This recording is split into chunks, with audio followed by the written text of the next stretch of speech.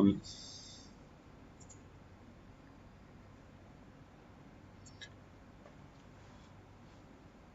so here we have the position of round 2 of the World Chess Championship between Ding Liren and Jan Nepomniachtchi. Ding is playing the white pieces, as we can see here. You can see the names. Ding Liren from China against Jan Nepomniachtchi from Russia. Ding opted for a big surprise in the 4th move of the game, and now Jan has been thinking for the past 7 minutes.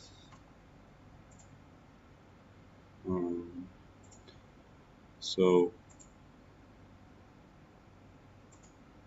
yeah, already 9 minutes actually. So let's see. Let's go to the analysis board and I'll show how it started. So welcome everyone, of course. So Ding with the white pieces started with d4. Black played knight f6, c4, e6. After knight c3 and bishop b4, this would be the Nimzo Indian. Instead, Ding went for the indirect approach to conquer the center with knight f3, aiming for knight c3 or g3 later. Black played b5, and now Ding played the move h3, which is a huge surprise for everyone, in fact, not only to Jan Nepomniachtchi. No one would expect to see this move. The main moves are knight c3 and g3. And now after h3, I heard the sound of a capture, so probably Jan took. And it saves a lot of burden to analyze all the other alternatives. So let's see. Jan took on c4, probably. Yeah. I wonder why my board takes so long to update. Okay, d takes c4. And here,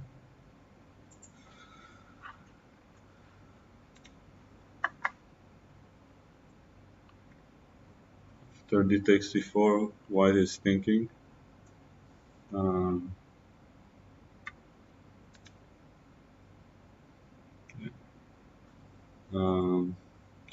I see Damian Wong here in the chat with us. Good morning.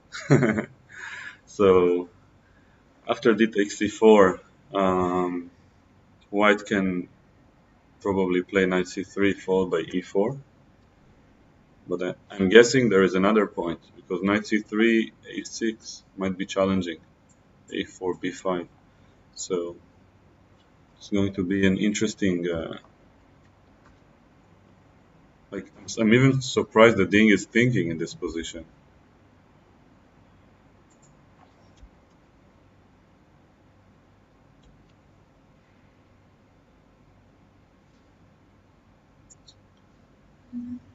So after d takes c4,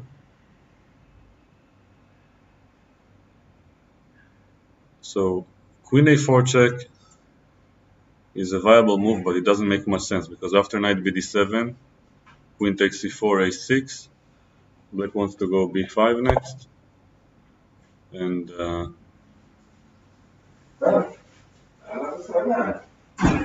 hey, I'm in the middle of the stream. I'm streaming the World Chess Championship. So yes. So here after a6, b5,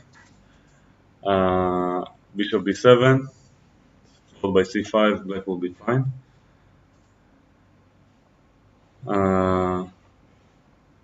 And now white should play probably e3 is an option, but this is a little bit passive. So let's see.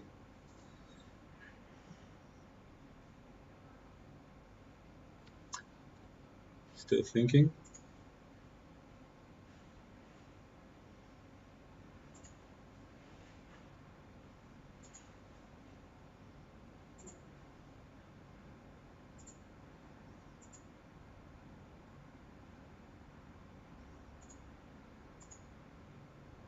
Okay. Oh, white played the e3 already. So once again, in this very complicated position of the opening, where I could analyze for like 20 minutes without getting to a conclusion, Ding saved me the burden and played e3. And it's really hard to make sense of this move h3 in this context. But I guess, normally speaking, when white plays the move e3, black doesn't want to take and give white the extra tempo. So I'm guessing Ding is going for something minimal, like a minimal advantage in the opening, with the idea that after e3 to take on c4, and probably just make sense of this h3 later on. Let's try to guess the next move. But before I manage, we already have a move, so let's see.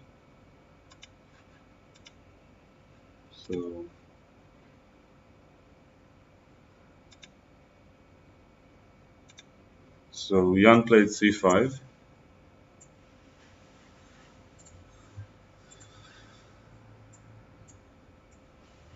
Bishop takes c4 is the move we can anticipate. And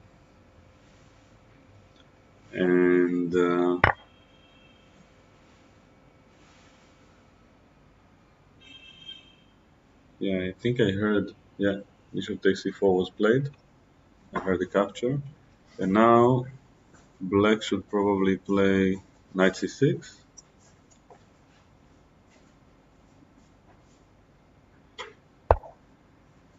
No, he played a6. Interesting. I wonder how they have so much confidence to place the opening move so quickly. They didn't, if black at least didn't see this position before. So now castles by white played instantly. We can expect b5, and I can't help but wonder what white may have prepared here after b5, because it looks very much like a mainline position, with white having wasted a meaningful tempo on a move that doesn't strike me as very useful. My guess is that he will probably try to play bishop to e2 and then take on c5 and go for some simple endgame or something like a4. So let's say bishop e7 and then a4. And now b4.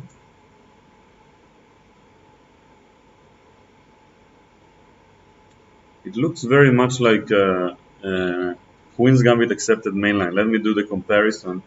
We'll see if it all adds up. Accelerated draw variation, Sean Adams is saying. Very interesting. Yeah. I'm not sure if draw is what Ding is looking for. So let's compare this with the Queen's Gambit accepted. So one of the main openings for black in the famous TV show is the Queen's Gambit. Now, if you accept the Gambit, one of the main moves here for white is e3. Knight f3 is also a main move that can transpose. It doesn't really matter. Now, let's say, for example, knight f6, bishop c4. Let's say e6, knight f3, a6, castles, b5. Let's suppose bishop e2 would be played, just for the sake of the argument. Bishop b7, and now a4 and b4. I've seen many people play such a line. And also there is another move order that people have been trying, like knight f3, knight f6, e3, b5, a4, b4. And then once again we get the same structure. Only this time around black didn't bother to play a6, so they kind of saved time. So yeah. But then again, the bishop on c4 is not kicked out of his post, and he doesn't waste time and stands in the center. So probably it's very similar to these main lines in structure, but none of the positions that we reach there can resemble this one specifically because of this, let's call it unique h3 move that Ding played. So for those who don't understand, the board that you can see below me is the live game. At least that's what it's supposed to be. and the board on the left is the analysis board. And now after castles, um, Black is thinking. So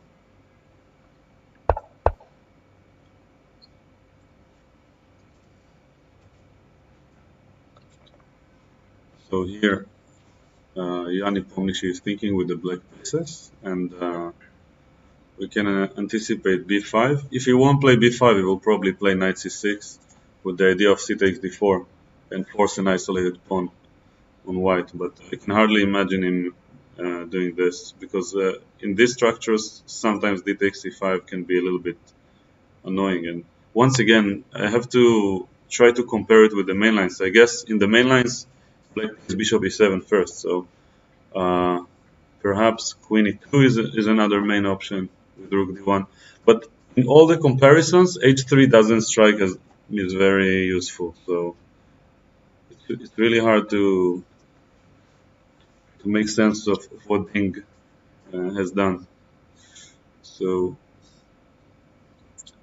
Jan is probably going to make one more choice in this move between knight c6 and b5, and then maybe even c takes d4 actually, and then we will see the point behind Ding's play. But I like the comment by Sean referring to this as the accelerated draw variation. Yeah. So yeah, I don't think it makes sense to guess the move for black. Yeah. But one thing is certain, that the most natural position to play is, if we follow the chess principles of the opening, is just to play b5 and then bishop b7 and knight bd7. The problem with this kind of simple play is that when the pawn commits to b5, as I said earlier, is that white can attack it with a4 and kind of force b4, and then black compromises the c4 square. So, and with the bishop on e2, white always indirectly threatens to go for some simple endgames where he may have some chances for a slight pull. So after castles, b5 seems a little bit less flexible than we would like. Knight c6 commits the knight to c6 when it wants to be on d7 in some cases, and that's why I suggested to perhaps start with c takes d4. C takes d4. Oh, we already have games in this position in the past. So let's see. Here, I wonder if we have any good players who have played it above a certain rating. Already 27 games, that's surprising. So the strongest player I can see here with white has been 2450 rated, and more or less the same with black.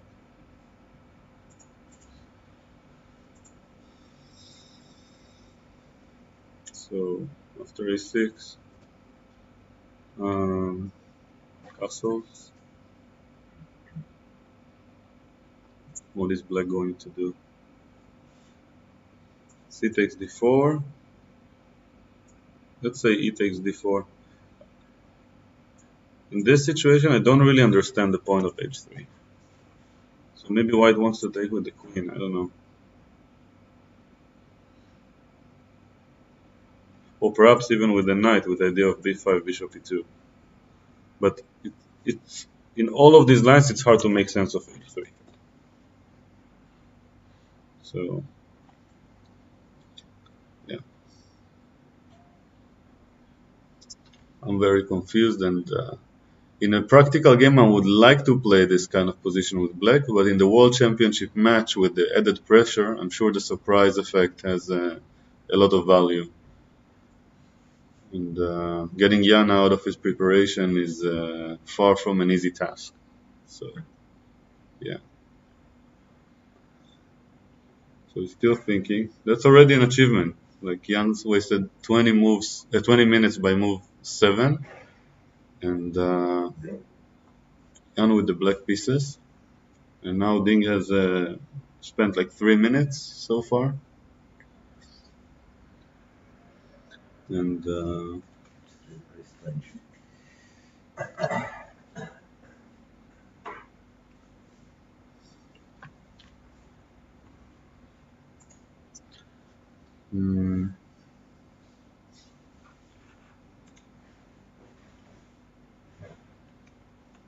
hey Jonathan, we have Jonathan Uritsky here in the chat. Welcome to the stream.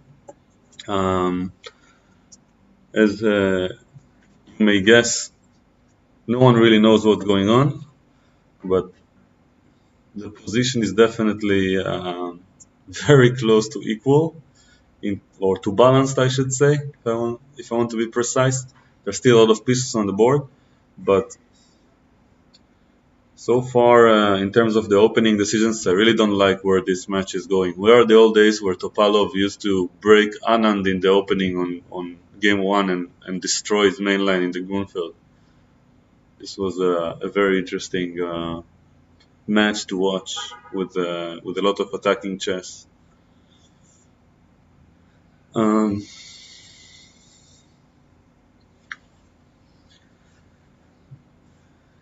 Yeah, I guess I'll just do what a good chess player would do and just sit quiet for a moment and try to concentrate, understand.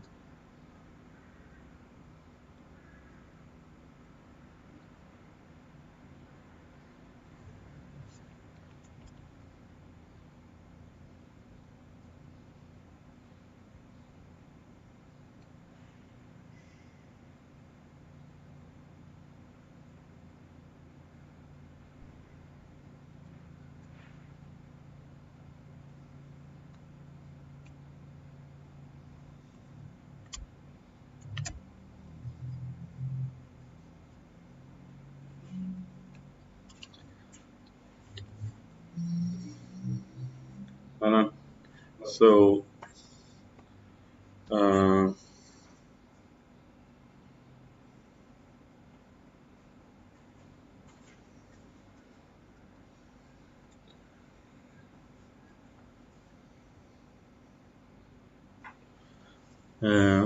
I have a friend here who's going to join me to this stream today. Yeah, hi. Welcome. Hello, hello, hello. Yes, this is Kedem, Hey. and well, I can do the introduction, but I guess it's hard to talk about someone's chess when they mostly play online. So let's just focus on looking at this position and not understanding it together, and then we'll do the introduction later. So um, let's go from the start. So Jan played knight c6 here, and this was the beginning of the game. Liren played d4, f6, c4, e6, knight f3. So far everything is normal. And now knight c3 or g3 are the main moves. And I don't think there are many other moves that challenge black. And here Ding decided to play a move that's almost never seen. Just waiting for Jan to do something and surprise him. It reminds me of the match between Carlsen and Nakamura, where Carlsen played something like this in the Speed Chess Championship on chess.com, and these were the only games that he actually won with white to get him out of the opening. Yeah. So he's just waiting for one move to see what's going on. Jan didn't take so much time, and he played d takes c4. Now Ding played e3, c5, bishop takes c4, a6, castles, and knight c6, and it looks like a very normal position where, like in the Queen's Gambit, but White wasted a move on playing h3 instead of something like knight c3 or queen e2. So yeah. Isn't this move useful in the future, maybe? So it is useful for sure, but it's less useful than if you played something else. So for example, let's look at the transposition. So d4, d5, c4, d takes c4. Mm-hmm. Let's say we get the same position from the Queen's Gambit accepted, something like this. And here White never plays h3. White plays either queen e2 or knight c3, or recently they also tried this move b3, but they almost never do this h3 thing. It doesn't seem as useful as other developing moves. So my guess is that Ding is doing more or less what Jan has been doing in his first round, where he just prepared some sideline that's not too dangerous, and he didn't want to put all the pressure on the start. He just wanted to see what first move Jan is prepared for the match, what was the second move, and so on. And probably by round 4, in 2 more rounds when Ding is white, he will either go for knight c3 or g3. Or maybe he told himself, okay, if Jan plays his main line, the Grunfeld, then I prepare this, but if he plays this, then I'll just play a line that's very safe and go for a different first move later. Yeah. So just to like use a lot of psychology on his preparation. Like maybe for his team he wants them to focus on this, and then on the next game he will play some other first move. But in general, it's like not showing a challenging move in the first game of a World Championship match is not a good sign. So yeah. And sadly, we are probably going to get another relatively uneventful opening today. So we can expect Ding to play knight c3 and maybe later take and exchange the queens, or some b3 move with bishop b2, or queen e2 with rook d1. Let's see what he played. I heard a move. Yeah, he played knight c3. Right. Played with the knight. So, yeah. Now, they're kind of taking their time in the opening. Yeah, they have 2 hours, and apparently after 40 minutes they have another hour. So, without even taking into account the increment, each player has 3 hours on their clock, so they're not going anywhere. And here, is it like on purpose? Like even if they know the moves, they will wait just to tire the opponent, maybe? Well, it's a good question. I'm not sure if this is a useful method, because like in the venue, besides sitting there, the players each one has their own personal lounge where they can sit and relax and have snacks and have drinks. So it's like if you're seated like very seriously on the board, you're and concentrating, you're wasting more energy than the guy who's just walking around, who's relaxing and breathing and so on. And your time is limited. I mean, by move 40, they did reach their time limits on the last round, and it wasn't even that complicated of a game. So they tried to use up their time. They wouldn't like to waste it in an inefficient way. So now knight c3. So basically, white on the next move wants to play d5. That's like the principled follow-up. If white gets d5, let's make an example. Let's say h6, d5, takes. Let's say we exchange some pieces. This position is slightly more pleasant for white. And the reason is that I'm going to go e4 and develop the bishop. And it's not so clear what black achieved with his opening structure. Yeah. Like the exchange of the d-pawn versus the e-pawn favors white in this case. And in general, I'm not sure if it's an actual official principle in chess, but when you exchange a pawn for a pawn that's adjacent to it in the center, it's better for the one with the pawn who's farther. And this general principle, even farther. How do you mean farther? So I would say from experience that when you exchange the a pawn for the b pawn, it's better for you. And of course, it would make sense that it's better to exchange the c pawn for the d pawn, but it's also better on principle to exchange the d pawn for the e pawn, and even the e pawn for the f pawn, because this f pawn is usually very important for many things. Yeah. But then it stops. Like you don't want to exchange the f pawn for the g pawn, generally speaking. So d5 is a threat, so to speak. Obviously, black is not going to allow it. d5 is one option, c takes d4 is another. And we have b5 on the board. And now Ding played instantly the move bishop d3. And yeah. And one thing that Black doesn't want to do is to develop this bishop so that he loses half a tempo. Like if he does this, he won't be so happy. Yeah. So that's the only move we will not see. As for what Black can play, probably either bishop b7 or c takes d4. And those are going to be two different kinds of games. So c takes d4 will create the isolated pawn. This pawn is poisoned because in the end there is bishop takes b5 check. So you can't take it. And now after c takes d4, for example bishop b7, white has an isolated queenside pawn, which means more chances for attacking. But in the end games it's worse. So this is actually going to be interesting if this happens, but we all know it's not the case. It's probably going to be bishop b7. And then white will have to show his hand.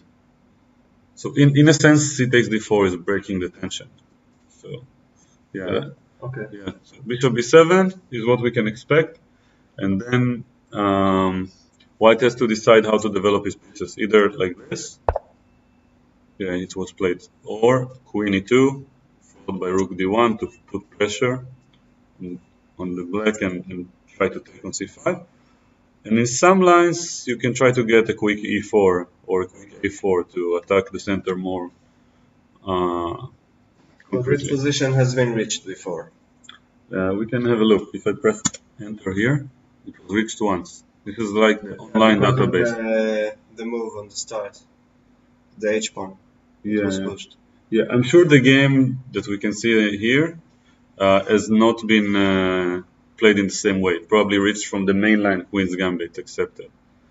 And we can see it's like players who are 2200 and 1982. So A3 was played in that game in 2011. I wonder how it feels to be a 2200 player who played the game in 2011 and now seeing the position from your game in the World Championship. Like you must be feeling so proud. I was the only one who predicted this. Yes. But they did Another they move. deviated here. Yeah, A4 is one of the options. Yeah. So if white does the regular things, then it doesn't justify the move h3, and then he loses the tempo, and black will equalize easily. So he has to act fast. He probably checked it with the computer before the game. So he must have a point. So he puts instant pressure on this pawn, and now black will have to make a concession, meaning b4. And now white most likely will play knight e4, and then this square is owned by white, so to speak. Yeah. So this pawn, in a sense, never moves backwards. So he gave up the control of the square on c4, and this is kind of meaningful in those structures. And also, if white later on gets a5, this pawn can become weak, and they can control some squares. So this is what we can predict. What I hope is that they will not exchange all the pieces in the next 10 moves. So before, let's say this is going to be played. So knight e4. Oh, by the way, I forgot to reactivate this thing that we used yesterday with the analysis that gives you the colors of the squares. So you see? Yeah. This way, you can... I'm not sure which engine this program uses. Probably a weak one. But It's fast. it's just implemented in the program and it's not updated. Like the chess software is like the interface that uses this is a few years old. So now, so red is a blunder, yellow is an inaccuracy, and green is a good move. And the better it is, the greener it gets. So if it's like vague green, then it's probably not the best. Going to greener pastures. Yes. And Also, like now it's not relevant anymore, but in the opening, blue is a book move. So you can see all the main moves without me even having to explain. In fact, I wish I had shown it instead of just talking about it in the opening. If I had it activated, see, this is an inaccuracy by the weak engine. This is a book move. E3 is a silent draw offer. Let's say G3 is the book move. Oh, that's interesting. There's like a green move, which is not a book move. I think it's just a weak engine. Like engines are known to be less effective in the opening, especially when they're weak. But nowadays, like if you check with Stockfish, it will probably show you Knight C3 and G3. And if it had shown any other move, people would have played it like thousands of times by now. So everyone checks their openings nowadays with all the most, like the professionals would do it with all the most advanced technology. So they just try to get each other out of the opening. With white. So normally with black you just want to make a draw. With white you want to either get an advantage, which is ambitious, or what most people try is get a game where you have a little bit more knowledge and confidence. Yeah. Okay. So like, why is the first round so meaningful? Because players had a year to prepare. So if you checked a new idea for 1 year and checked all the options very deeply, then this will be the best time to show it, most likely. Like there is no reason to be afraid to show it on the first round, because if you get a point, it's normally almost game over for the opponent. It's a whole different game. It's very rare in World Championships that one player gets the lead and doesn't end up winning the event. So what is the reasoning to keep secrets? There is no reasoning. This move is probably the best thing that Ding could come up with when it comes to surprising Jan. And maybe, like I mentioned earlier, like Black has like tons of options. Maybe out of the 7 moves that I just illustrated with the arrows, maybe 5 of them are potentially weak. You know, maybe he checked deeply and there is some venom going on. But maybe Jan checked it with the engine and left this position with the supercomputer, like on the cloud that the Russian Chess Federation gave him or something. And he just left it for like 10 seconds and the computer just spit out d takes c4 is a draw, you know, like 0.00 and so on. And he just memorized the line. It's very possible. So they check like every move, even if it's an inaccuracy? No, I mean, h3 is not an inaccuracy. It's a rare move that may transpose to the main lines. I'm sure they also checked a3. I mean, a4 they wouldn't check. You see, it doesn't make sense. It harms the position. But a3 could be useful if it transposes to other lines. They have to understand to which lines they want to transpose and they are familiar with and which lines they aren't. So normally a3 and h3 in every position is very common. And just as an example, let's show the most famous chess opening, like the most popular one. This is called the Najdorf Sicilian. So the Najdorf starts with black playing a6 and waiting, and like Bruce Lee, you know, telling white. Yeah. And then white, his main move here, one of the very main moves is, you see? Yeah. And I was like, here black already usually plays, you know, one of these main moves with the pawns in the center, but he can even play h6 if he wants, or h5. Just keep waiting. I've seen someone even playing a3 here, which is funny. So you see, it's very common in chess in the openings. Instead of, like, if you go for the very, very direct main lines, everyone checked it already and know how to make a draw. So, so you want to find something new, but no, normally it's not anything bombastic. It's just a new idea that has some value for the surprise for one game. He will probably not repeat h3 for the next games, that's for sure. One trick pony. So Knight e4 is what we can expect, and now let's try to understand what black can does. We can also press pieces and see what happens. So knight takes e4 is... The black b pawn is on the fifth rank. Oh, I'm anticipating b4 Okay. because ba4 is a mistake. It lets white develop with tempo, Yeah. and then it gives up some important squares. On principle, of course, I wouldn't know if it's actually a mistake. b4 is another option. C takes d4 could be potentially risky. There's no reason to commit to this move quite yet. And even if you do it, it doesn't change much. I mean, you still have to do b4 next. So, and it gives the option of a b5, which probably is better for white. So, based on the green. So, knight d4. And now, this is most likely going to be in the game. And we can expect either c takes d4, which allows this knight f6 move, or knight takes c4. And it's really hard for me to come up with anything else.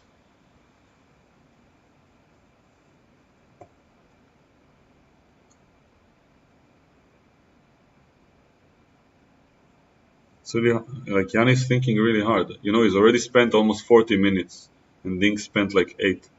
So knight e4.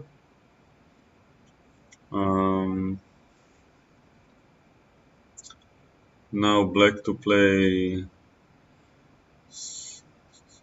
I don't see anything like besides these two moves. Yeah. Like So maybe it worked, like the h pawn at the beginning.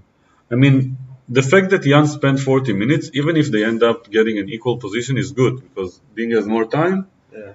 In positions that probably they both didn't see before, or perhaps Ding saw it before. Yeah. Like maybe this specific position, Ding has seen 94. I wonder if there's any other alternative that I'm missing. So, probably not. What is going on Like, through a this is chess threat. player's mind Mhm. when he sees like this kind of novelty in in a championship or a match? Like obviously they both know their opening like perfectly. Sorry, just one sec.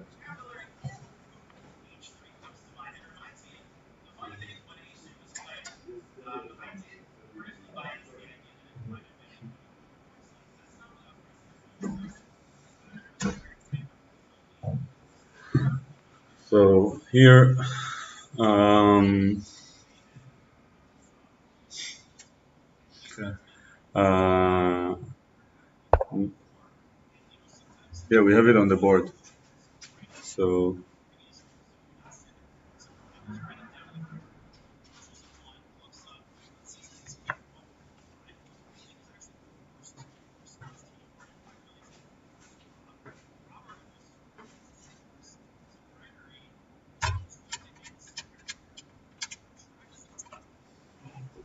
yeah, um, yeah. So here 94, it's already on the board, and black has to decide between knight takes d4 and c takes d4. So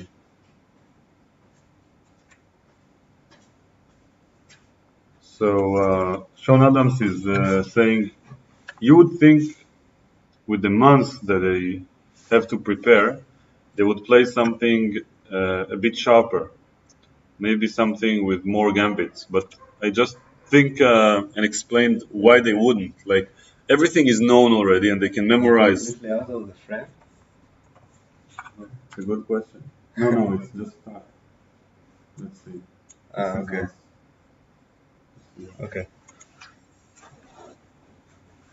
Yeah.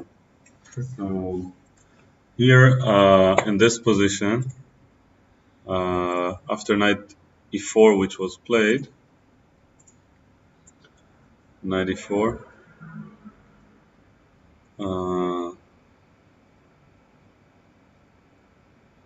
C takes d4 is one option that I want to check. Let's say e takes d4. is the most sensible. Although knight f6 looks interesting, but okay, let's just do the normal stuff. Bishop e7.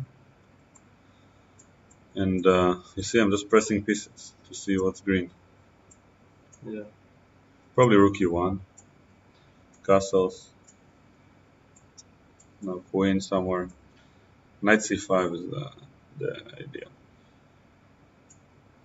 Bishop takes is not the move. Maybe we should turn this off. This is too tempting. Yeah, but I mean, like, so we need to define what it is that we are trying to do. So here after knight e4, okay, we have this position, and black has to find a good move. We know that these are the two options. We should probably check them. So let's suggest one of them. So you want to start with one specific option?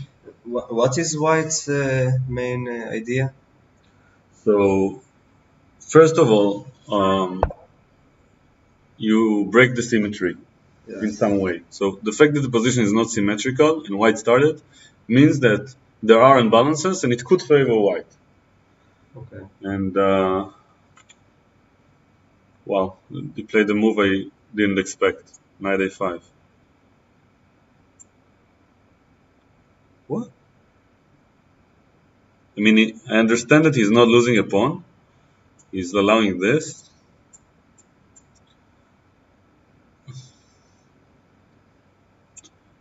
What? You want to get the pawn back by means of rook c8 or queen d5 or something like that. Probably queen d5. Also thinking at knight d3. Interesting. Yeah. Wow, knight a5 was played so quickly. And I didn't even see this move. He's obviously well within his preparation, and Jan is not. Yeah. Yeah.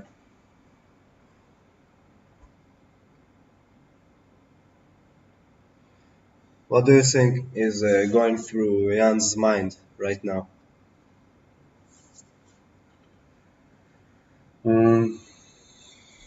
No. When he's seen Ding playing so fast and in a novelty. So Jan has been dealing with such things for his entire life. Like this is chess. Like in general, your opponent nowadays tries to surprise you, and you try to learn how to deal with surprises and how to evaluate positions that are out of your knowledge already, out of your repertoire. And the fact that he played knight a5 so quickly means one of two things. Either he is confident that this is the best move, or he likes the position, like humanly speaking, and even if it's not the best, he's happy to get out of the preparation somehow. But this position is so harmless compared to other main lines, to main lines in general, that maybe Jan doesn't care about all that. He's just trying to force the equilibrium, let's say. So he's threatening this knight. Probably I should mention it. And now white must decide what to do with it. So obviously one option is to take this, another option is to take that, and that's about it. Yeah. And this one doesn't seem very attractive because you allow black to develop. So this knight moves 3 times and you're gonna waste another move doing this, and black just does one move. And then like 3 moves went into the abyss, you know? And after queen d5, black is the one who's leading by development, and this is looking nice. This is looking good. This pawn will be lost. So without specific preparation, like, you know, if computers show this is better for white, I'll be happy to play it against anyone, you know? Yeah. I'll be very confident. But without any preparation, it's really hard to evaluate such things. Like, this is unbalanced, right? There's a pawn up, there's a pair of bishops, and black is the lead in development, and you have to be very concrete. Otherwise, black can even get a little bit better position. So, and the fact that Ding thinks is probably a sign that this is a mistake. You see? Oh, I see. Yeah. Yes.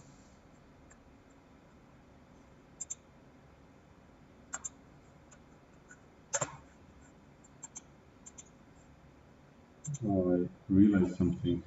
I need to open the Lichess. I need to log into the right account on Lichess so that my what do you say? That my name will be on the Lichess website if for people to watch. This is why we barely had any viewers. Besides, of course, the ones who came through my private channels. So let's see. I'll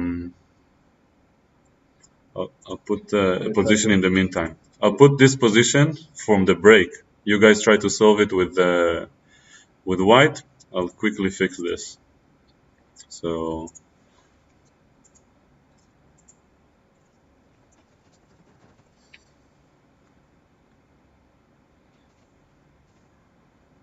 Can you change it mid-stream? wait, it's the wrong. It's connected to something else. I can change the Lichess account. Yeah, it doesn't matter. We can talk about the stream. It's not a problem. So let's see. Now I go to this. Yeah. Okay, and we are back. So yeah. So in this situation,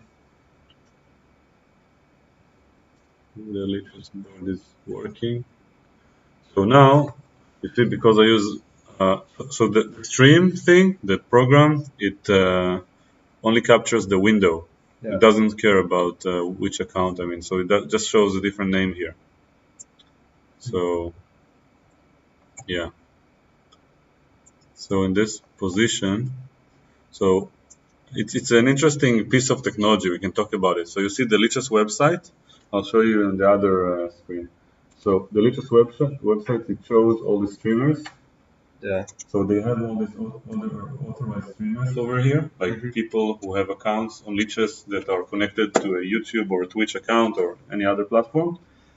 And their server automatically goes through all the channels and checks whether they have a live stream with the keywords lichess.org in it. Oh, I see. Every 30 seconds. Nice. Okay. Yes. And in order to get my stream to be on the Lichess website, I need to have the keywords, have a live stream, and be connected with this account. And I forgot about the third part. Mm-hmm. And so now you're waiting for it to pick it up? It will pick it up, like eventually. But you'll just see a change in the number eventually, like in time. So, for example, I don't know like how many viewers we have now. Probably 5. Yeah, we So- appreciate everyone. Yeah, each and every one of you. Mhm. Hi, Mom. And also, so through the Lichess website, I mean, now there are too many people that are streaming, but at the beginning, like if I start 15 minutes before the round and there are only 2 names and people pick it up, Yeah. so YouTube has this thing of, what do you say, like when it exposes you to more people, when they see that people enter your stream or your videos. But I like it small, you know, the least the viewers we have, then the better it is for us to interact with them. Yeah. And since I have all these technical issues, I also appreciate it. There are not too many people watching it. So now, knight a5. Okay, let's go back to the chess part. So this is the position. We can also pretend to be serious at chess and just like think about like choose our hero and just root for their moves and try to find the best move. And Yeah. I mean, I'm on team white in this game. I think it's more likely that white will play for the advantage. I think you're always for Team White No, because you want to actually, see someone win. yes, but let me show you from yesterday an example. Yesterday we had a game. You see, I already subconsciously changed it to black because I was rooting for black. Yeah. Because this position, so I play this with both colors, but in this position, this is an ugly sideline, bishop takes c6. So once white played this, I flipped the board and I was like doing d takes c6, and I was looking at it from the black's perspective. Okay. Because I'm more interested in figuring out how to properly equalize with black, which both Ding and I failed, and then to see how to play a boring line with white Yeah. and how to properly get a slightly better position, which will end up in the draw. And by the way, a quick remark in this game. So Jan prepared this move, which is a sideline instead of d3, which is a very interesting weapon. And now the main line here probably goes like bishop g4 and g4, and then this piece sacrifice, and this. And even though computers like it and say it's equal, no one wants to play it with black without preparation, especially in the World Championship match. I mean, practically speaking, it's even with preparation, it might be more pleasant for white in practical terms, not objectively. So that I can see the point behind what Jan chose, and then Ding played a more passive move, which is okay. It's the normal move. Then d4 takes castles, bishop f4, and knight c5, queen e3. This is a concession, but he doesn't want to exchange queens and make a draw. So white wants to get a better position somehow with these pieces, with knight c3 and rook one with development. And here, probably Ding already made an inaccuracy with bishop g4. And the only thing I wanted to mention about that game from yesterday is that in the position that they got after rook d8 and knight f5, it was something like this. Somehow they exchanged the queens, no, not the queens, oh sorry, played bishop h5, I think at some point, yeah, probably here. Some move by white that I can't remember, and then bishop h5, and then like the position was, oh, probably this, yeah, and then bishop h5, and then they played f3, f6, h3, bishop f7, and a lot of technical moves and the opposite colored bishops, and I thought it was very boring. With like white had a slight advantage, but very stable position for black. But I was shocked to hear the evaluation by Fabiano Caruana. I watched his podcast, which is called C Squared with Christian Kirilla, and it's a very high quality stream in general. And I'm probably going to follow every round of their summaries. And Caruana talks about this, and he says this is very dangerous for black, and I was shocked. It's like the fact that white had the pawn majority and the slightly better bishop said that the opposite colored bishops actually contributes to the drawing chances, but in this case, because it's a better one, it also contributes to the chances of having an advantage and putting pressure. And it just reminded me of how much I don't understand anything about chess. I was like, oh, it's boring, it's going to be a draw. And then it was a draw, and I was like, ha, I'm so strong. And then Caruana says it's dangerous. And I'm like, okay. So I wasted like 5 hours not understanding what's going on and being bored for nothing. It could be exactly the same here. Yeah. Also, there's the double pawns with the weakness. Over there, yeah. Yeah. Yeah. That's why white had the pawn majority. Like on Yeah. the king side. Yeah. So knight a5. I know you've met Ding Liren personally. and Jan Nepomniachtchi, and I Yeah, played also. both of them in tournaments, in official tournaments, and I got an advantage and lost to both of them. And another thing that happened is that both of them, which is rare, went on with me to the analysis room and analyzed with me between half an hour and an hour. Wow. They were very kind and wasted a lot of time on me, which was lovely. So, yeah. And Dig has an aura when I was around him. Like it's like I don't know, the cutest, most kind person I met in the chess world, with maybe two or three exceptions that most people know about, like people who are very famous and who are being very kind and good in the chess world, like world champions and so on. Yeah. So yeah. I wonder what his life is like. The schedule. I don't know. He talked about it in some interviews. It's a few years old, but I think he mentioned something about waking up at some point after eating and so on, playing basketball or something like that, and then going back and studying chess, and like that's it more or less. Like maybe some bicycle, I don't know, and like he has a routine like that's surrounded with chess.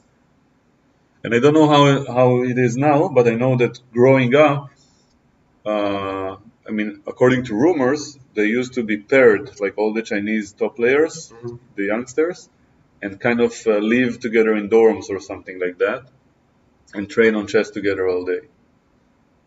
Theoretically speaking, Yeah. hypothetically, let's say. And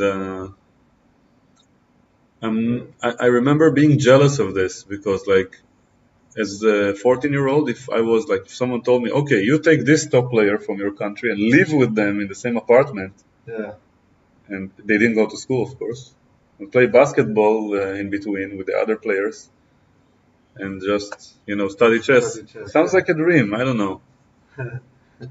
I mean, yeah. I wish they would let us visit there as tourists and see this for ourselves, the Chinese and Indian chess schools are separated from what's going on in the West. Everyone else are going by the Russian methods. Okay. And China, again, based on rumors, I don't know if it's a fact or not. Like I am quoting people that I trust from the past who told me this. For like historically speaking, from the 80s, 90s, and so on, even going up to later years, they didn't let chess coaches from the West get in and influence their ways of teaching. Really? Okay. Yeah, it's like they have their own thing going on. That's interesting. Yeah. Why is that? I don't know. But I can imagine that because they produce their own top players and the other players produce their top players, so they wanted to have their own methods. And like if I had to guess who's Ding's coach growing up, his main coach was probably Stockfish. Yeah, okay. And a friend or two who surrounded him growing up. You studied a little bit with the Indian Yeah, but methods. but it's not as let's say specific as, or should I say, as general as the Russian method. So basically, the Russian chess school is all based on the same principles and the same methods. No matter which Russian coach of the hundreds of them you will choose, it will be around the same thing. It's like asking for a Russian oriented school of piano. I don't know anything about it, but I'm sure there are some methods that are similar between all the same culture and the same idols, So at some point they will tell you, watch the games of this world champion. And everyone follows the same advice.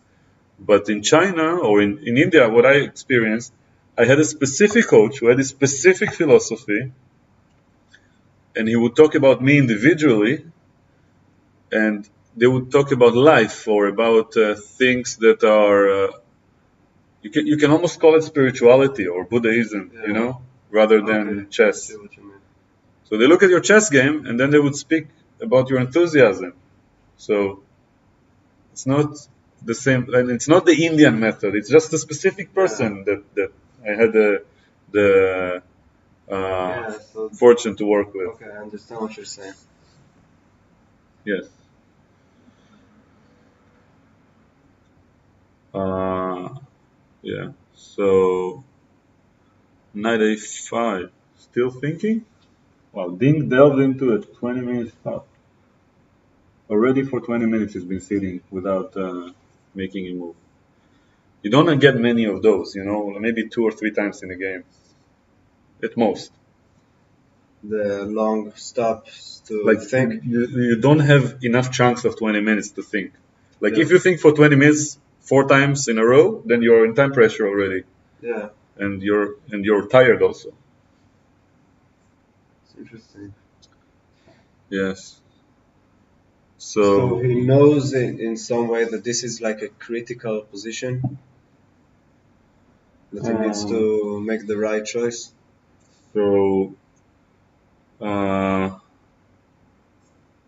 yeah, it's a very good question actually. So one thing I talked about the Russian, Soviet, I don't know what to call it, old school methods. So uh, there is a concept that I'm sure is not used, by people who didn't learn it from books or from coaches. Yeah. The critical position in chess. Every game has its critical moment. Sometimes you have several, but this is the critical moment of the opening. As far as Ding is concerned, I'll try to translate what happened. Ding was prepared. Hmm. Let's say for several months he prepared. He came up with an idea that he was happy with or Yeah. content with. Then he reaches the game and he finally puts this idea into practice.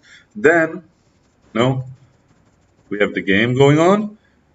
Now he knows that with the certain computer moves, black equalizes. And then Jan plays a move that he didn't prepare to. Hmm.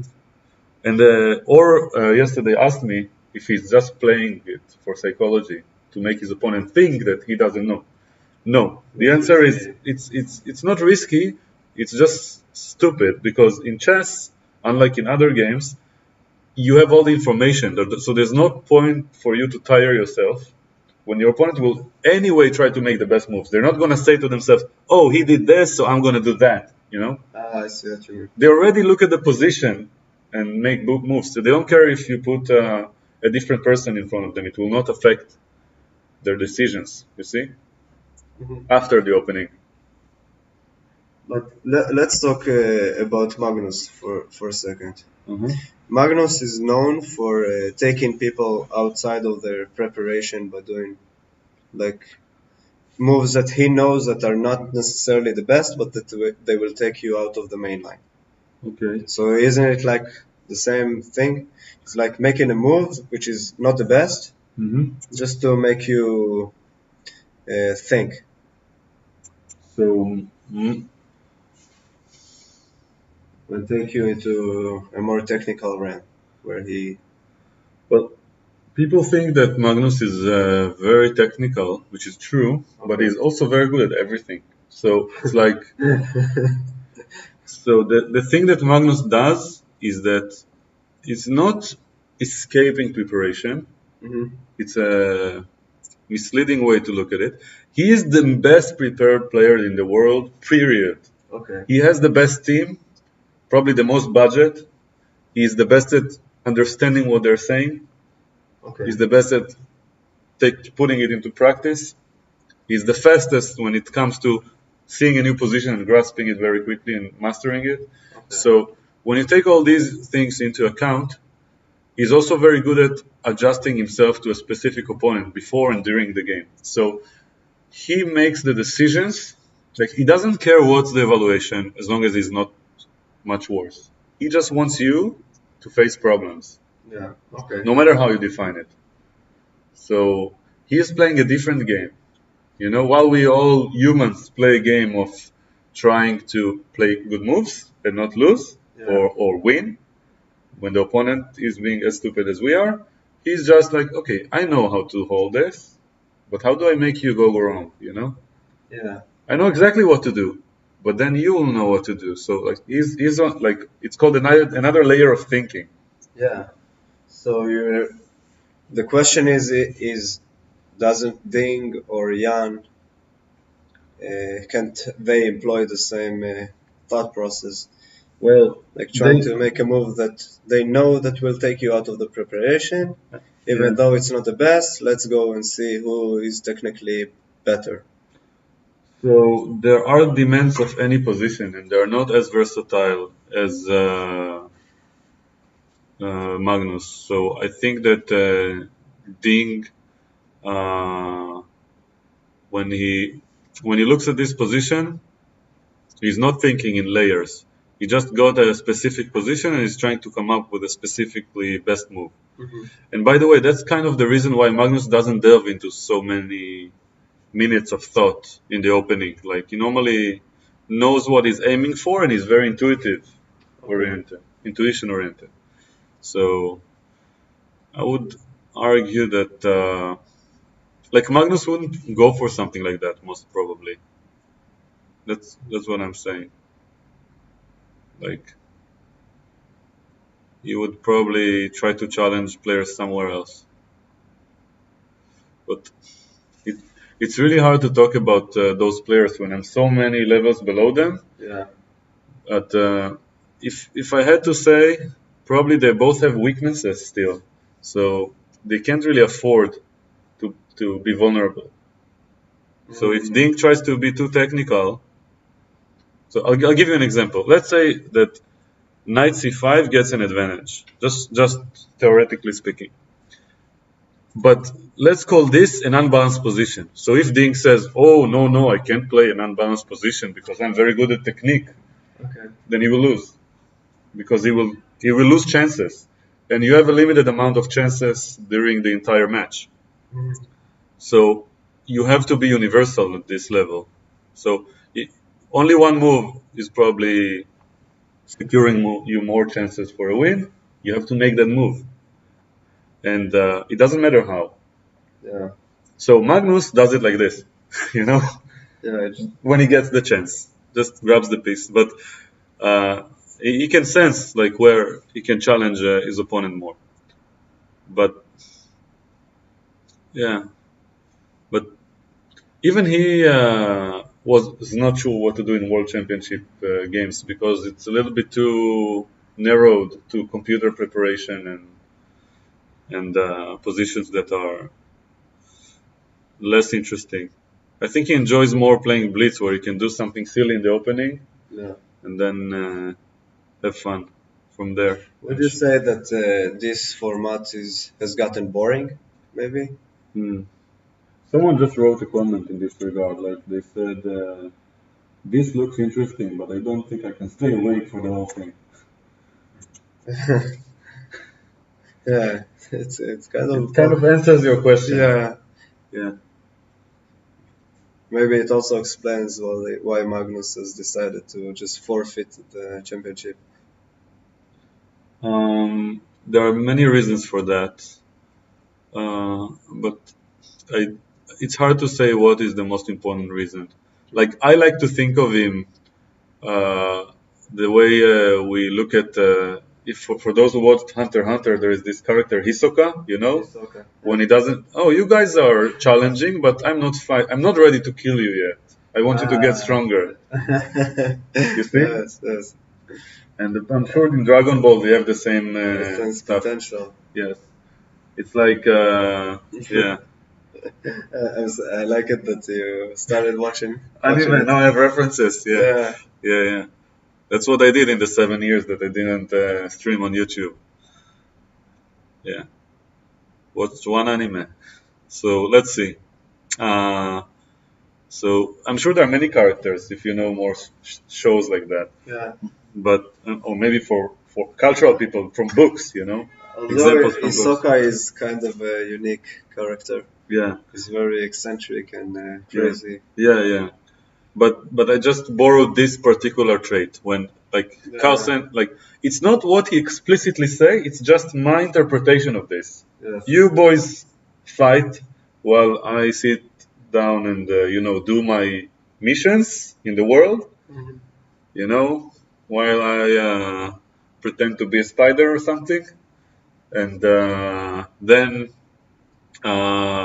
when you get, Pretend to be a spider. What? you don't remember. What? Like he wanted to fight the spiders. The spider group. Yeah. Troop, Okay. tribe, troop. Yeah. I pretend to be a member of the troop. Okay, you get back to me when you become stronger. Okay. So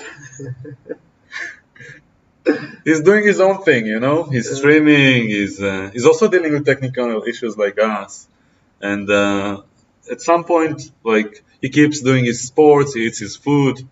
Like when Carlsen wrote his post as for why he's stopping to play over the board chess, not only the thing, he claimed that he's tired of airports, he's annoyed with playing certain weak players or something, if I'm not wrong, maybe something to do with he mentioned that why does he have to eat Uzbek food in the hotels and stuff like that, and I mean, he has a specific diet. It's not specifically against the Uzbek food. I'm sure it's great, but Carlsen likes his noodles. You know, he has his own chef going on. He can't bring him everywhere. I mean, all the time. So, yeah. So I'm actually interested. What is Carlsen's diet like in terms of chess? You know, and concentration and stuff like that. Because I think I saw him drink like a few times What? in my live streams. No, but he eats some noodles and he's probably vegetarian as far as I've heard. But okay, more on that later. Let's not open this Pandora box right now. So, Ding is thinking for half an hour already. And we talked about the critical position of the game. So this concept means, to take you back, I said Ding is surprised by knight a5. And he thinks, okay, knight a5 is a move I haven't seen before. So if I make a mistake now, the game could liquidate to a draw or worse. But if I make the best move right now and put pressure on my opponent, maybe it's my only chance, maybe it's my last chance in the event, to win. Yes. So obviously he needs to make the right choice. Sadly, and statistically speaking, thinking more than 10 minutes doesn't guarantee you make a better choice. It's like now their clocks are the same. Yeah, I would argue that when you play chess, no matter what's your level, your brain pulls tricks on you when you think for too long. It's like instead of thinking, you start hesitating, which is bad. Because obviously there are only two options. I mean, you have to choose. I mean, you could reach the right option even by thinking 8 minutes, and you could make the wrong option by thinking for an hour. So you see, thinking for an hour is harmful no matter which move you'll make, because you'll have less time and less energy for the rest of the game. And in fact, why don't I just put the video of the official stream for you in the other screen, so you can see the videos of the players. What? So in the official stream, we don't have access to it, but not this one, not that one.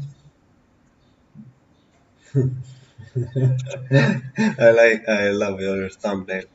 Yeah, you created it. So you see he's actually thinking. Of course.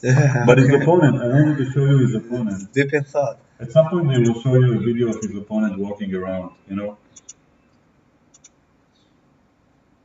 Wait, where is it? You can go. I think I heard like in a Joe Rogan podcast that they burn like 800 calories an hour. You see Nepomniachtchi is just walking around? Yeah, I remember he'd done it a lot also in the games against Magnus. I'm very annoyed by the fact that people who access these videos and decide what we view in the stream don't understand what matters. You want to see Jan walking. You don't want to see Ding sitting and not moving, right? You want to see his face expressions. Like, I don't know. Did What I? are we watching? It's the same game? Yeah. They're analyzing some.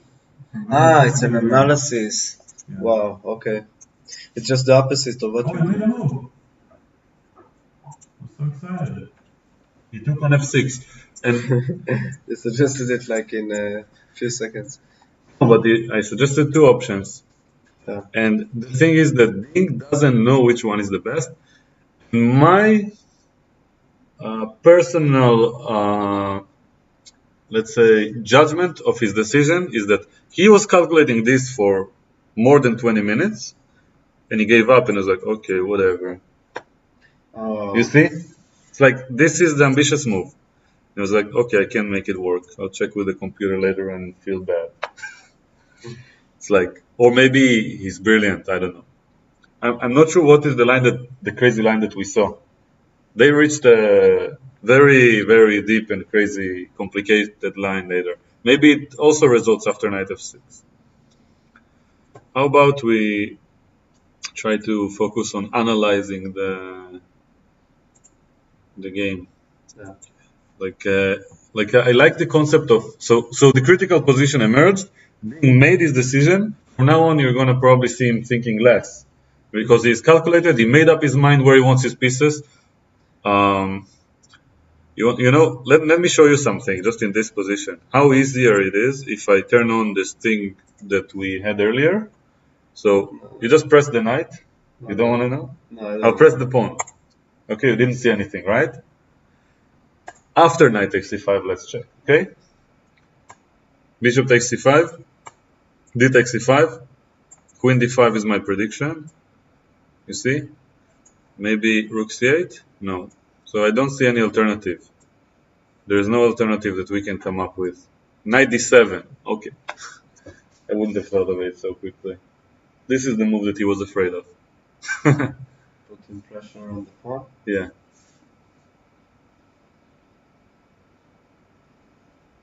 Let's say bishop d2. Now knight takes c5. Bishop takes b4. Oh, nice. Knight takes d3. Bishop a5. Queen a5. Actually,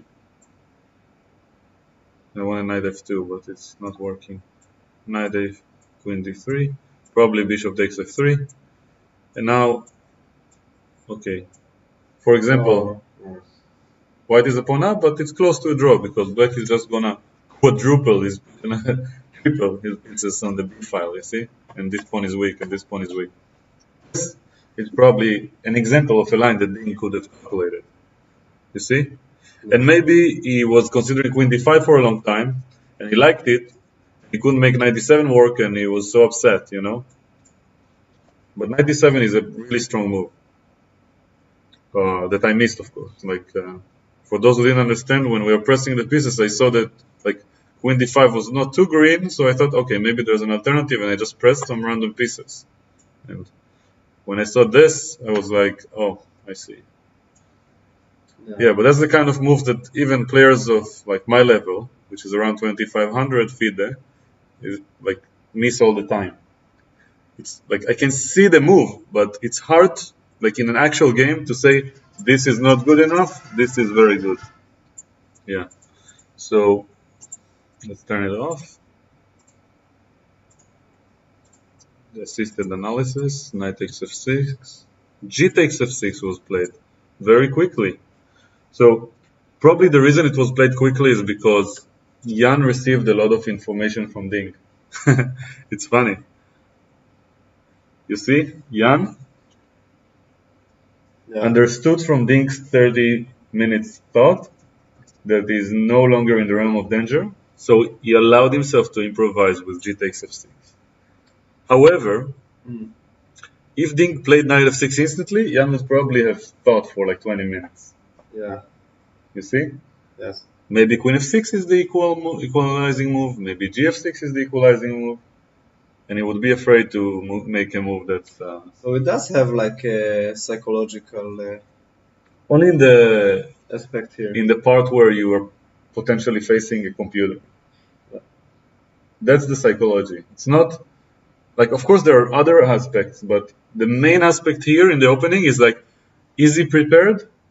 If not, then how can I achieve different goals by Yeah. making practical choices? So, But it didn't just thought for an half an hour, and then Jan just played the move like in a minute. no, but Jan also thought during this half an hour. Jan probably saw this sequence with knight d7, like when he played knight a5. He wasn't afraid of this. Yeah. So maybe during the entire half an hour, in his head, he was considering knight takes f6, g takes f6. And maybe he saw queen f6, and he said to himself, oh, but here there's e4. And even though I take this pawn after e5, I don't like it. Just for example, you know? Mhm. Maybe. And I was like, oh, after bishop g5, I'm in trouble. Which he actually is, by the way. Queen g6, e5. Yeah. Like, queen h5, g4. Ah, no, h3 is hanging. Almost winning. But this, like in this position, the king looks very exposed if I somehow get to attack it. So I'm sure, I hope here, like there was a way for white to get an advantage. So g takes f6 actually looks like the better move. It was a move. It's a very safe move. And e4 without hesitation. Now the point is if cd4, white can take. What? Oh. And an interesting idea for later could be knight takes c6 or something like this. So e5 and knight takes c6 with queen h5 check. Like some idea connected with it. So yeah. There is another reason that Carlsen retired. I forgot to mention it. Probably it's also the official reason. He really hates the format of the World Championship. Like 14 rounds when you're incentivized to draw. It's much better if you make the players play for a win somehow. He suggested once, while being a world champion, that instead of having the match with these prizes, why don't you do it like they do in poker? Like you take thousands of players, get everyone to pay the fee, and whoever wants can participate. You know, like an open world championship, and then have a knockout system. That's beautiful. Yeah. That's what he offered. And then have everyone play, and have the world championship also start from scratch. He's not waiting in the end for everyone. Yeah. So he also has to. He agreed to give up his rights as a world champion so that the chess world will benefit. Yeah. So why has it been considered? Like, what's the reason not to? FIDE just ignored it. Like he made an open letter or something. I don't remember. Yeah. So, yeah. So noble. It's like a monarch relinquishing his reign Yeah. for democracy. Just so we can climb back. Yeah. Beautiful. Yeah. Yeah, it was a very generous idea, but And then who knows? Maybe you could have participated. and lost. I'm sure I would have participated, but I don't think. Maybe I would make it to round 2. You know. It's funny. Imagine you participated and get Carlsen in the first round. Like, oh. You know, people actually in the chess world, they want to get paired against Carlsen. You know, the ones that are professional. Yeah. They actually hope to get a chance to. He's like a bounty. They hope to poke the bear.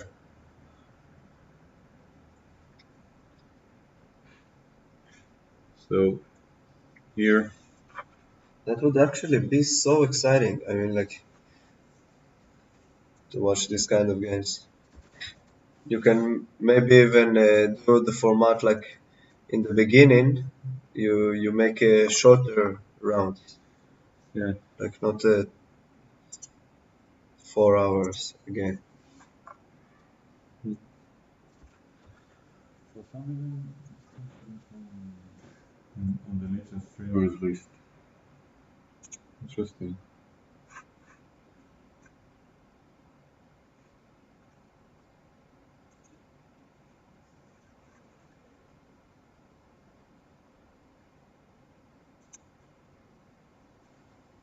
Let me check. The new window.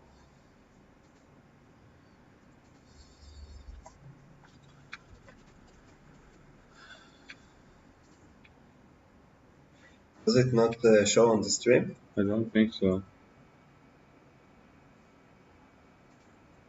This is the stream.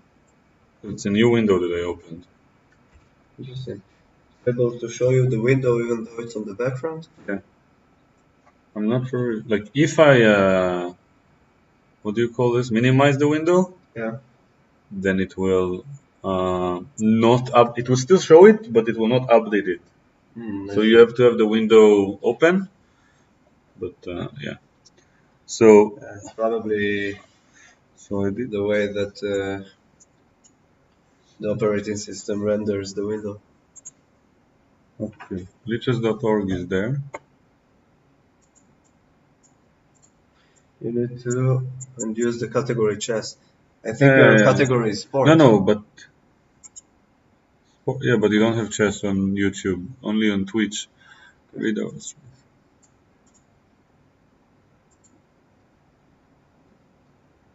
Yesterday it worked.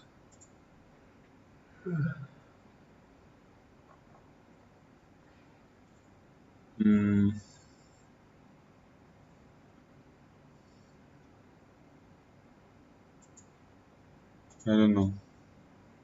Ah, now it works. Every time I enter this page and I come back, it works. So maybe I should do this at the start. People you don't know. You know The that? most famous is Chess Network. Yeah, Chess Network has had more than 100,000 subscribers back at the time where all the famous YouTubers now didn't have a YouTube channel. So, I mean, even 5 years before they had a YouTube channel, they had like 100,000. Like he's like the most experienced, let's say.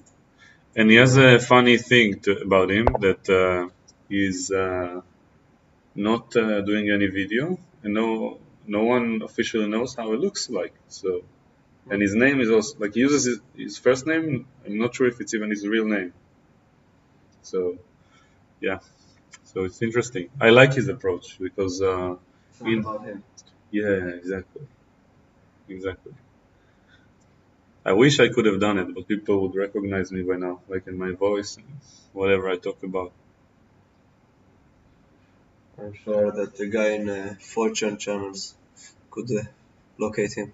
I wonder, like, if I started a channel like 10 years ago, okay, and I did what he did, and I would, create content on YouTube, and I would reveal that I'm internationally active as a player, but not say anything about my identity. Okay. Do you think people would figure it out?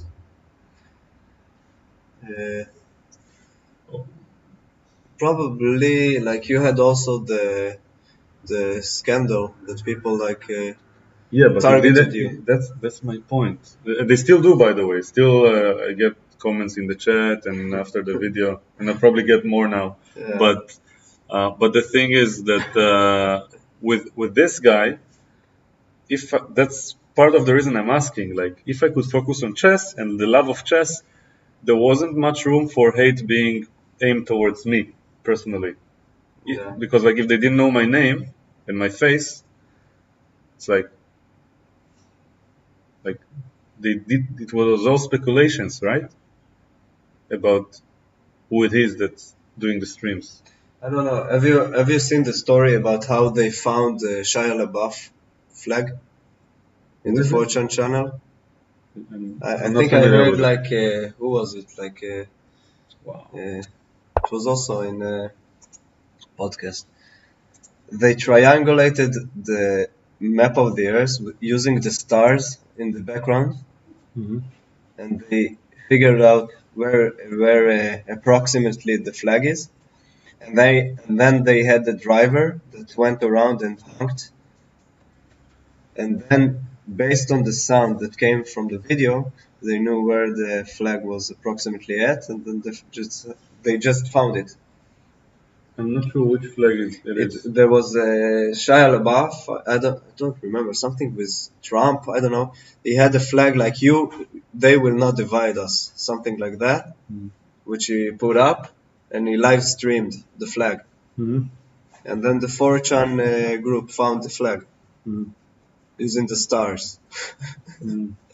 So I'm saying that if they wanted to find you, they would probably be able to find you. Yeah. Very interesting. So it would probably be hard not to disclose any personal information. I'm sure if people were interested enough, or some people know the identity of this person, Yeah. and I was talking about, but no one bothers revealing it. You see? Yeah. Even if I knew right now, I wouldn't say it on stream. You see, I wouldn't tell anyone. So someone is, Sean is saying,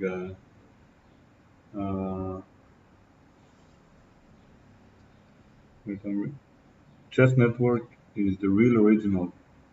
Him and King Crusher started so early.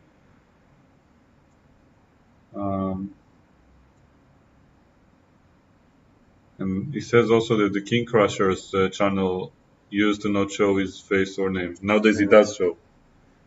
But now it does. He said the no, channel died. there are two channels. Okay. No, this is not relevant. Okay. The channel is still existing and he still uploads videos. Probably it's his personal opinion that he doesn't like it. Like the person who commented on the stream. So let's say there is this. So what I'm trying to understand is that if I were to do chess content to the love of chess, and didn't show my face, and like people would have heard my voice, or let's even take it farther. Let's say I dimmed my voice a little bit. Yeah. And I just did the content, and let's say the channel would be very popular. Today you can even use the voice AI to sound like anyone. You can sound like Magnus. Maybe we should make Elon Musk teach everyone chess. Yeah. And compare it to business. And yeah. You can maybe even put like an eagle, like instead. Yeah. So it's called eagles. I don't know how it's called. What? Like you have the avatar of a cute anime girl that teaches chess. I wonder. Yeah. So my question is, if I were to do something like that, so I would be able to focus on the chess. It's like but 99% of the people choose to, put their names and their faces out there, even though they don't have to, and to make a brand out of themselves in a way. I started to really like the Stockfish channel. You know? I heard about it. I saw. It's like a robot, Stockfish, which is very like arrogant, because you're just a human, and I know what's best. And it just analyzes games with this robot voice. And it's very nice to watch. It's exactly my point. That's exactly what I said. And but this is not the same because it disguises behind Stockfish. That's an impersonation. Yeah. Of something that is not even a human. So I'm talking about something else. Like if I was myself, then people would actually hear me speaking about my opinions without knowing my identity. Yes. They know, like, okay, my level is above 2400. You don't know how much above. I'm active, I'm progressing. And that's like, imagine there's like a daily video with content that like Imagine 100,000 people watch or more every video, and the person is talking, and they get to know him. They get a relationship with them. They have comments, they have a chat, but no one knows their identity. What is going on with the game? Oh, so since we last saw it after e4, he didn't take on d4. He played c4. He broke the tension, and now Ding played bishop c2, and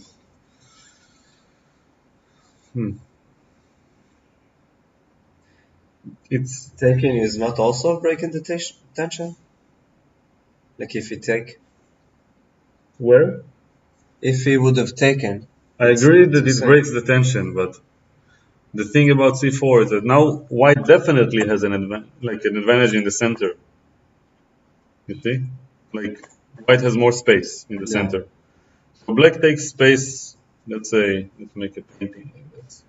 Illustration in the queen side. You see, this is black space in the queen side, but white has these pawns and the control over these squares. So you can see white has all this space, which is also big, right? And because it's in the center, it can go anywhere later on. It's more fluid in a way. So normally speaking, this is called giving up the center in chess principle kind of way. So bishop c2 wants to protect this pawn on e4. Okay. Now he's still thinking.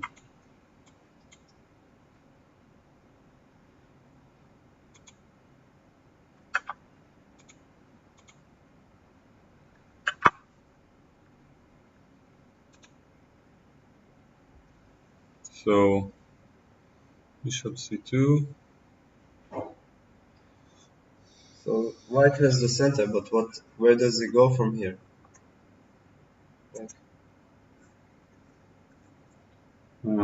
Maybe developing the bishop?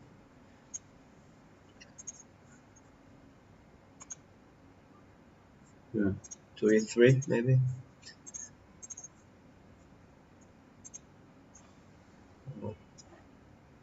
Bishop c2.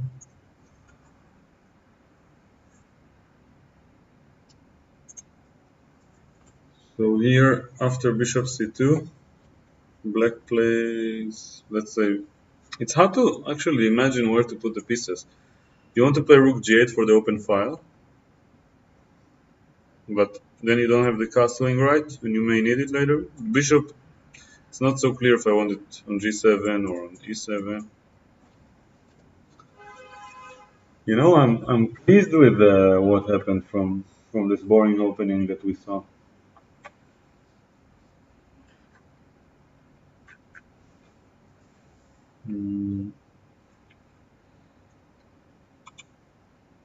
Yeah. And now we play the move.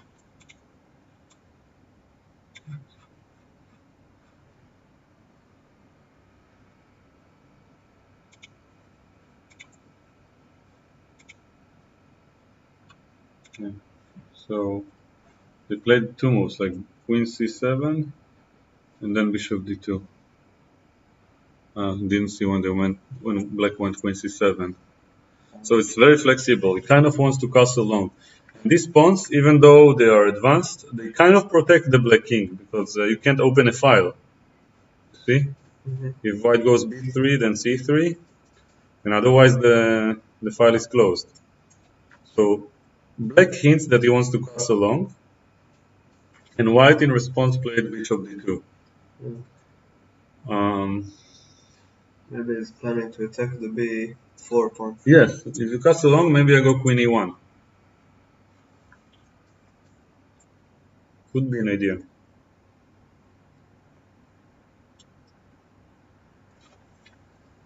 So this is the position on the board. Let's see if it's updated. Yeah. So now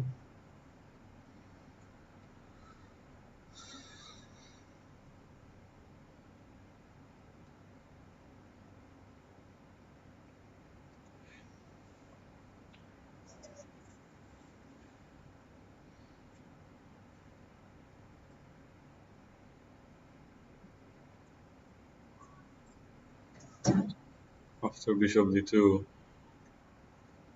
let's say, I mean, last time we actually looked at the position deeply was here. And we didn't even consider c4. Yeah.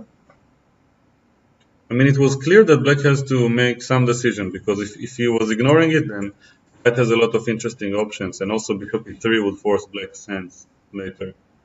So it was understood that black had to make a decision. I was sure he was going to take.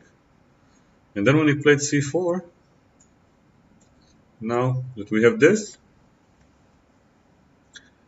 like, the position is very complicated. Let's talk about the pieces. Like the structure, okay, we don't understand it. That's what we can say.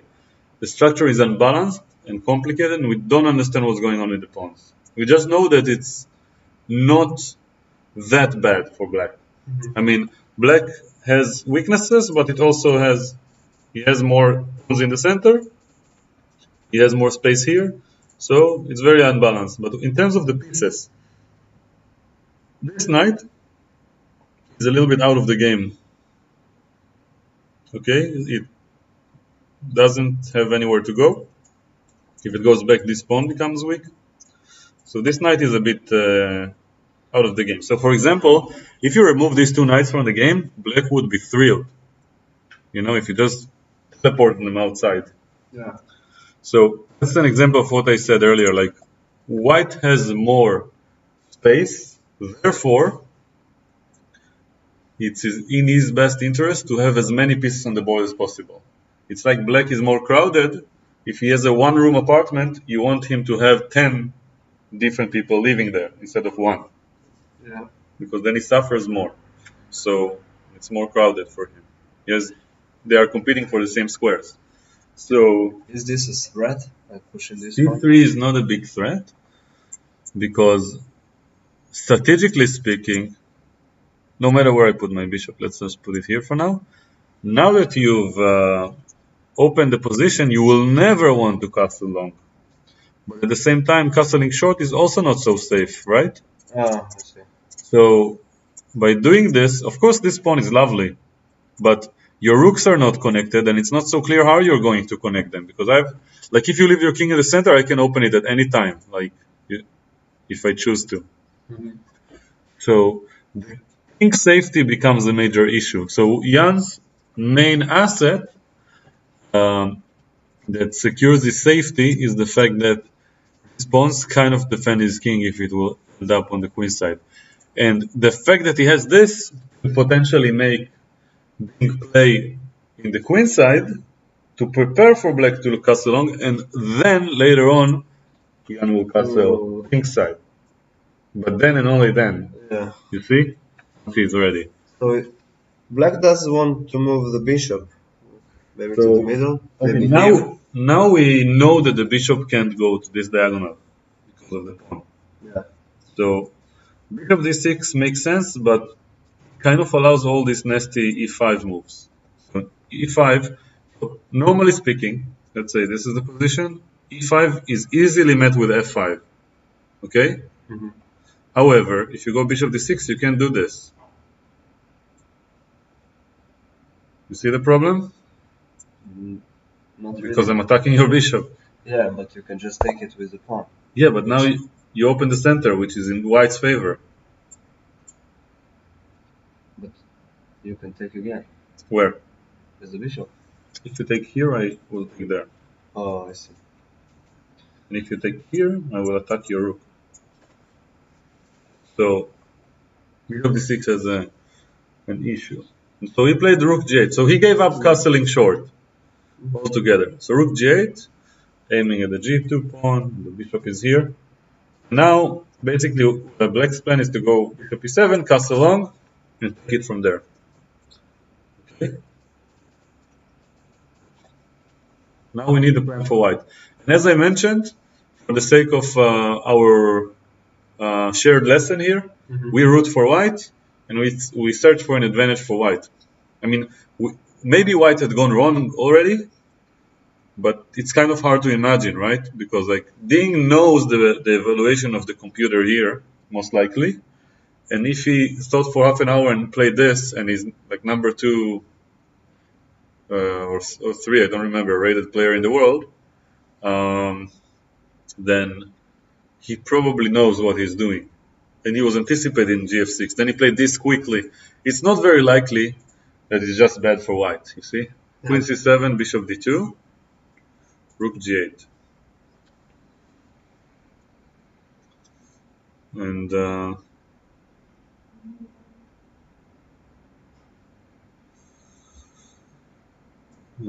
okay, so we are searching for a plan to play with white. And we need a place for the queen and for the rook. Let's be shallow. Okay, let's put the queen in the most obvious square, right? Queen E2. Okay, let's do it by the methods we spoke about in the past. First question you ask is, who is under attack?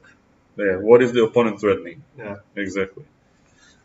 So rook G8 is the move that was played. So we look at this move, and it doesn't attack anything but a protected pawn. So now there is no threat. So okay, which piece doesn't work? The queen, and we want to connect the rook. So queen E2 makes sense. And then we will have to decide which rook we want on C1. Long-term wise, let me just make back and forth moves just to explain. If I get this, later I can get knight D2 and start putting real pressure on this pawn. You know, bishop B3 can come. So black doesn't have all the time in the world. It's not like the position is, so for example, just want to show like here, now black has all the time in the world, you see? Yeah. Because white cannot open the position without sacrifices. And if white goes, as I said, E5, then let's say E5, F5, or D5, you can always go with E5 if you want, or just ignore it and go castles. So my point is that now white has a clear plan. Bring a rook to C1 and attack the main target of black's position. This pawn entered the white territory. You know, this fourth line is in the white half of the board. So this pawn is very advanced. It's currently protected, but it cannot be protected by many more pieces. So the more pressure I put on it, eventually I will force black to make a concession. Yeah. And unless black has anything specific to show, this concession can be very painful. So now that we found an idea for white, because we know where to look for, we look at this guy, we need to find a counter idea for black. So what is black going to do?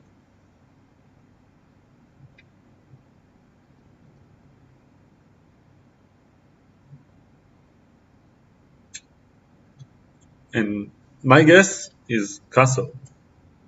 Yeah. Yeah. And then if rook c1, king b8. With rook c8. And then he will think. That's like the natural continuation. Let's just... Will he just attack the pawn in the center? Which one? D4. With what? With the knight. But then you lose this guy. So, if you play this, I just take.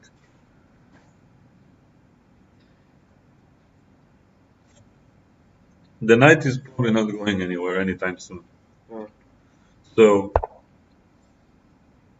Ding didn't play my queen e2 move. He played a more concrete move. He played rook c1. My guess is that he's already planning to go with this bishop to either of these squares. Probably to d3. And pressure on this pawn. So, for example, if you castle, go bishop d3, king here, I can take. Probably. And then there is a pin. Yeah. I won't play b3 due to c3, but if I take, I eliminate the pawn, and then I can go either b3 or queen e2 or something along these lines. Rook c1 is a faster way to get what I was trying to do. So I didn't care about speed because I thought black has to concede his pawn structure anyway. Yes. So rook Yeah, c1. they castled. Yeah, black castled. And now white has to show for what he has done. I wanted to play queen e2 because I wanted flexibility and I prefer to have the rook on c1 so I can have this bishop e1 later. See? Mm-hmm.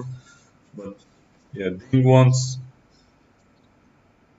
to play rook c1 and now castles and probably bishop d3 is the follow-up. That's what we can expect. I mean, let's try to understand it. What do you do now with black?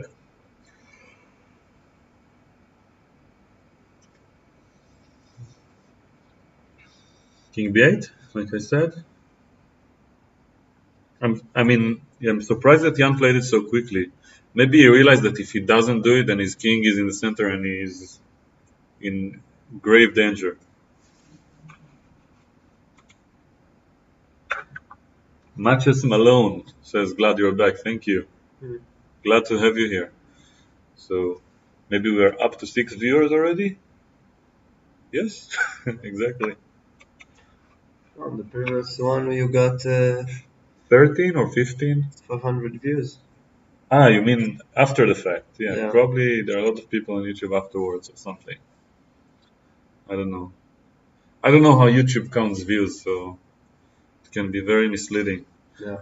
You know, seeing all those Israeli pop stars who have 40 million views in the first week when Israel's population is like 6 million or 8 million or I know whatever. for a fact that some of them buy views. Yeah, so maybe YouTube just donates views. Okay. Donate. Yeah. I don't think actually 400 people saw it since yesterday. It's hard to imagine when there are 5 here with us live, when it's obviously much more interesting. I think we need to find a prettier way to show the Now? text. No, not now. So maybe we do it in the free day tomorrow or today during the chess night. The real gang and analysis on the board. Ah, yeah, I did it in 5 minutes Yeah. before the stream. I didn't have time, and I liked it. Not, I liked it untouched, you know. Yeah.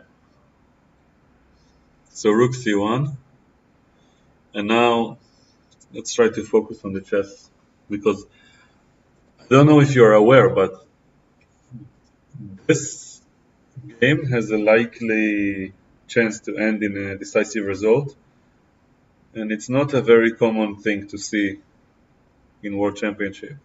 Why? What makes you say that? The fact that it's unbalanced. Very unbalanced. Like Okay. it's one of the most unbalanced positions I've seen recently. It's like it's not very sharp yet, but in a few moves it can become extremely complicated. So I'm not even sure if I should suggest the best move, or if I should, try to suggest the best move, or try to express what Ding is thinking about. Like, what can be more interesting for you? For me, it's what do you think Ding is thinking about? Okay, so now, so let's talk about psychology first. From the ego's perspective, no matter which player is sitting with white, he played rook c1, so he has to justify it, you see?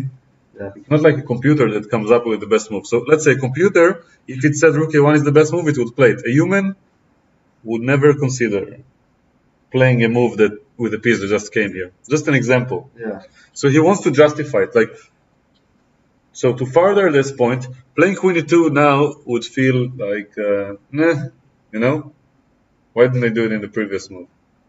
And then I had more choice, you know, rook f c1, rook a1, something else.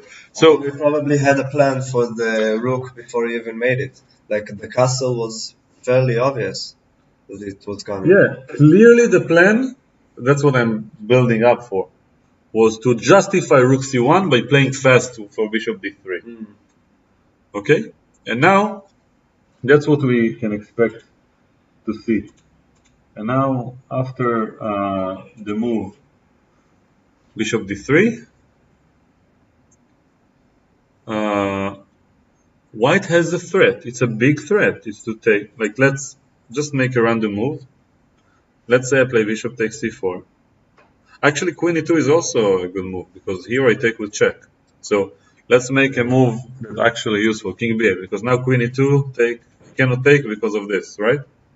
Yeah. So here, let's say bishop takes c4, knight takes c4,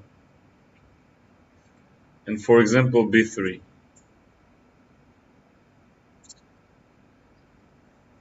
Okay. Yeah.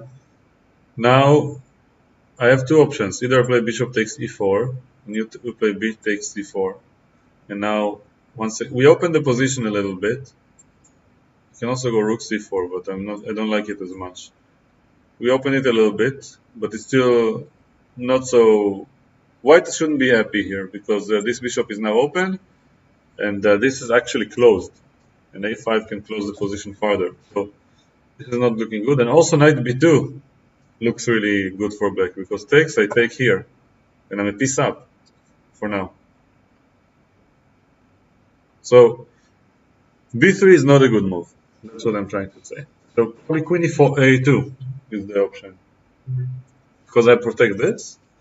My queen is not under attack anymore, and now I'm threatening to simply take with a winning position. There's no doubt that if I have another move, I'm completely winning as white. Okay, or at least very close to technically winning. So what can black do? Probably queen c6 with the idea of taking here.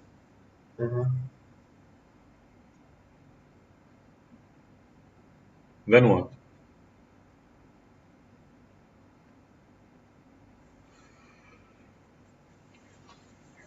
If I were white, I would defend, right? You don't want to lose the pawn. Am I right? Yeah. Now f5. You cannot take because of this. But why wouldn't you just take the knight here? Here? Yes. Because I lose the pawn. And now you want to exchange queens and to take here. And now black is the one who's probably winning. With the pawn up. With two bishops. So, Exchange. so rook e1. But then f5 I put pressure. And also, by the way, I can just sacrifice a piece. And I'm a pawn up. Or two pawns up if I can even take here. So this doesn't work as smoothly as I hoped. Okay, so after king b8, what can we expect?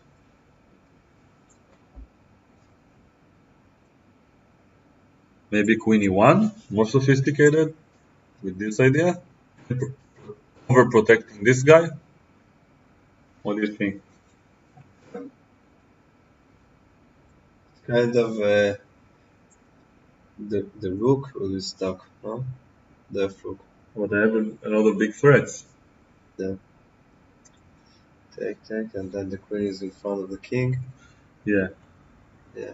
And if you go queen The b6 bishop to is protect trapped. this You can guy, also take the pawn on the d4. what? If you take the pawn, it's not defended afterwards. Oh, so I After attack the, this right now. yes. So if black defends,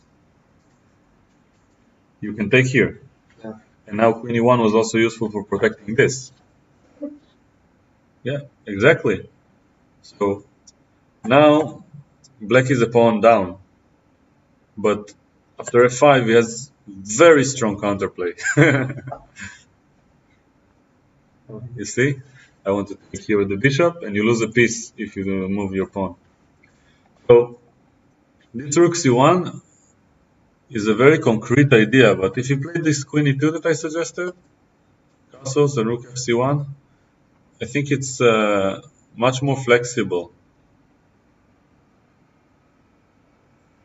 I think it would allow to put much more pressure on black if I just move my bishop or something. Let's say, for example, same king b8, I have a question.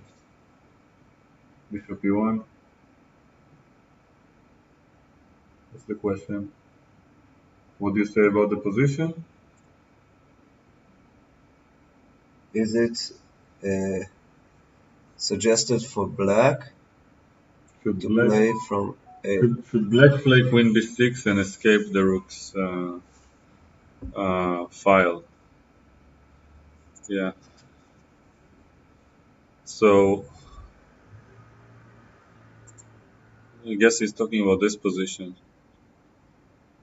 Well, I'm not sure if the question arrived before castles or not. Yeah. So What is that line there? with There's a line. someone is saying bishop d3, king b8, bishop c4, knight c4, b3, bishop e4. Black is better. It's like he provides a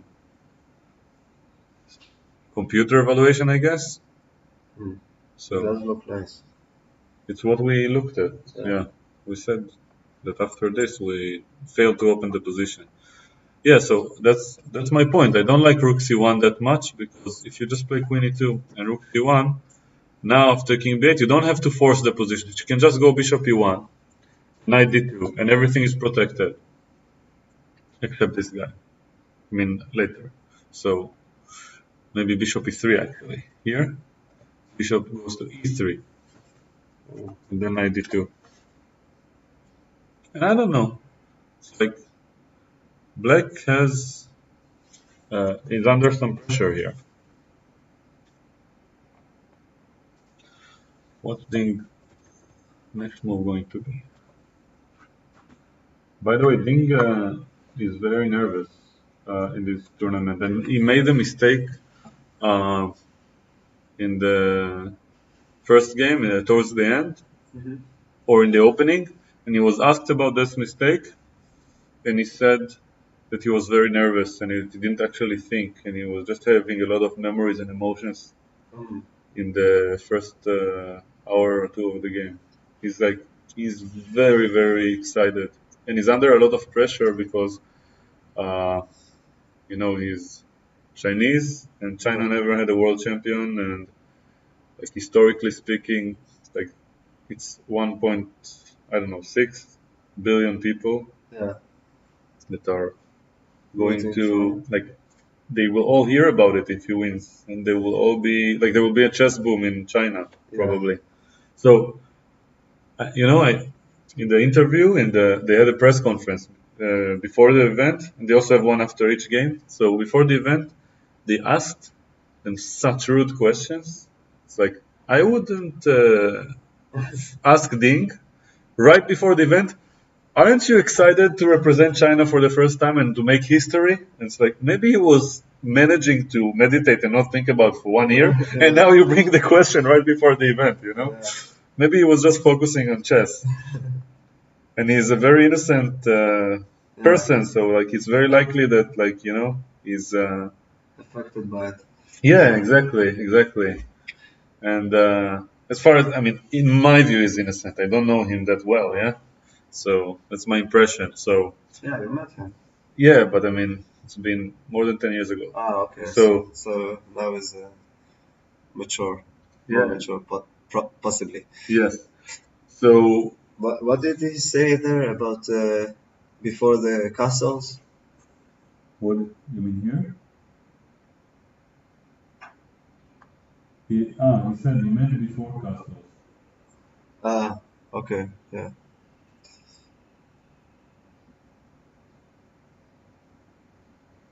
For the B6.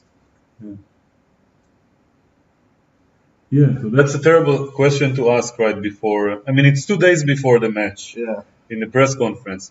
Oh, but wait, that's not all. Then the next question is like, Jan, what is different between your preparation here and the one you did to Carlsen 2 years ago? Yeah. And Jan is like, everything I say reveals information, sorry. It's like, Everything they say is what? revealing information, sorry, Yeah. I can't say anything. It's like, Yeah. what are you expecting him to tell you how he prepared here and what's the difference? Yeah. It's like, and he's like, and then the next question to Ding. Ding, have you met any Chinese leaders? And he's like,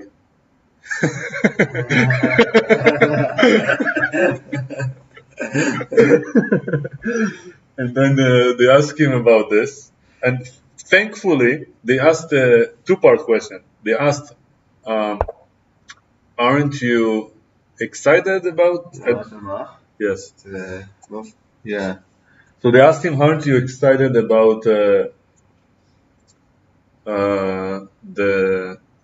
what was it? They asked him one question about his about making history, Okay. and also, have you met any Chinese leaders? So he only answered the first part and ignored the second part, and then they asked him again, and he ignored it again, and then they asked him again, like the same guy, I don't know why they put themselves through this. Like, because they signed a contract and FIDE doesn't protect them from it. That will be my guess.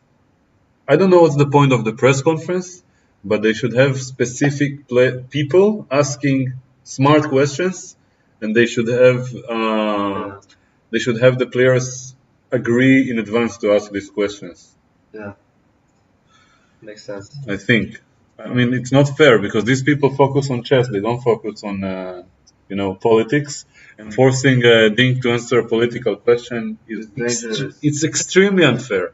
Yeah. It's like one of the most famous quotes about sports, and people like to say it in the chess world all the time, is don't mix chess with politics. And he played bishop d3. So now we can expect king b8. You don't want the king to be in the way. Yeah. Oh, so the third time they asked him if he met any Chinese leaders, he was like, and then at some point he was like thinking, like in a chess move.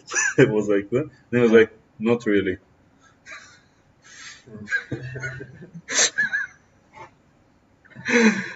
Yeah, I'm sorry I'm even talking about it, but it's like I don't care if he met them or not. I think he's a likable person. Yeah. And he comes there as an individual, and anything that has to do with his country should be talked after the match. Like he's a person with feelings who's reached the peak of the pinnacle of his life so far, probably, and he should have a good time while he's there. He deserves it. He worked really hard for it. So. No, I'm always impressed by the way that these chess players handle interviews. Mm-hmm. Like, he played quickly. King b8 and now rook e1, protecting the pawn with the rook. I already smell later on to have this kind of exchange sacrifice. Sooner or later. Mark my words. Mm-hmm. I don't know exactly how, but let's just make a dummy move. Let's say bishop e7, and if you take, and then this, let's say if black gets some f5 going at some point, in some lines with bishop takes c4, white will be able to sacrifice the rook. So it's nicer than to have the queen there. But for the moment it's protected, so it's fine. Like the immediate threat is probably to here. And I'm telling you, this doesn't look fun for Jan. I'm sure Jan is not happy with his decision making in this game. So when you look at this position, if I ask you, let's pretend that I put in a world championship game. And white or black? In Carlsen's Grand Swiss system, and you're playing your first world championship round against one of our friends from Tel Aviv. Okay. He's the same rating. You have this like you can choose white or black. You start from this position. It's black to move, but you choose one of them. Yeah.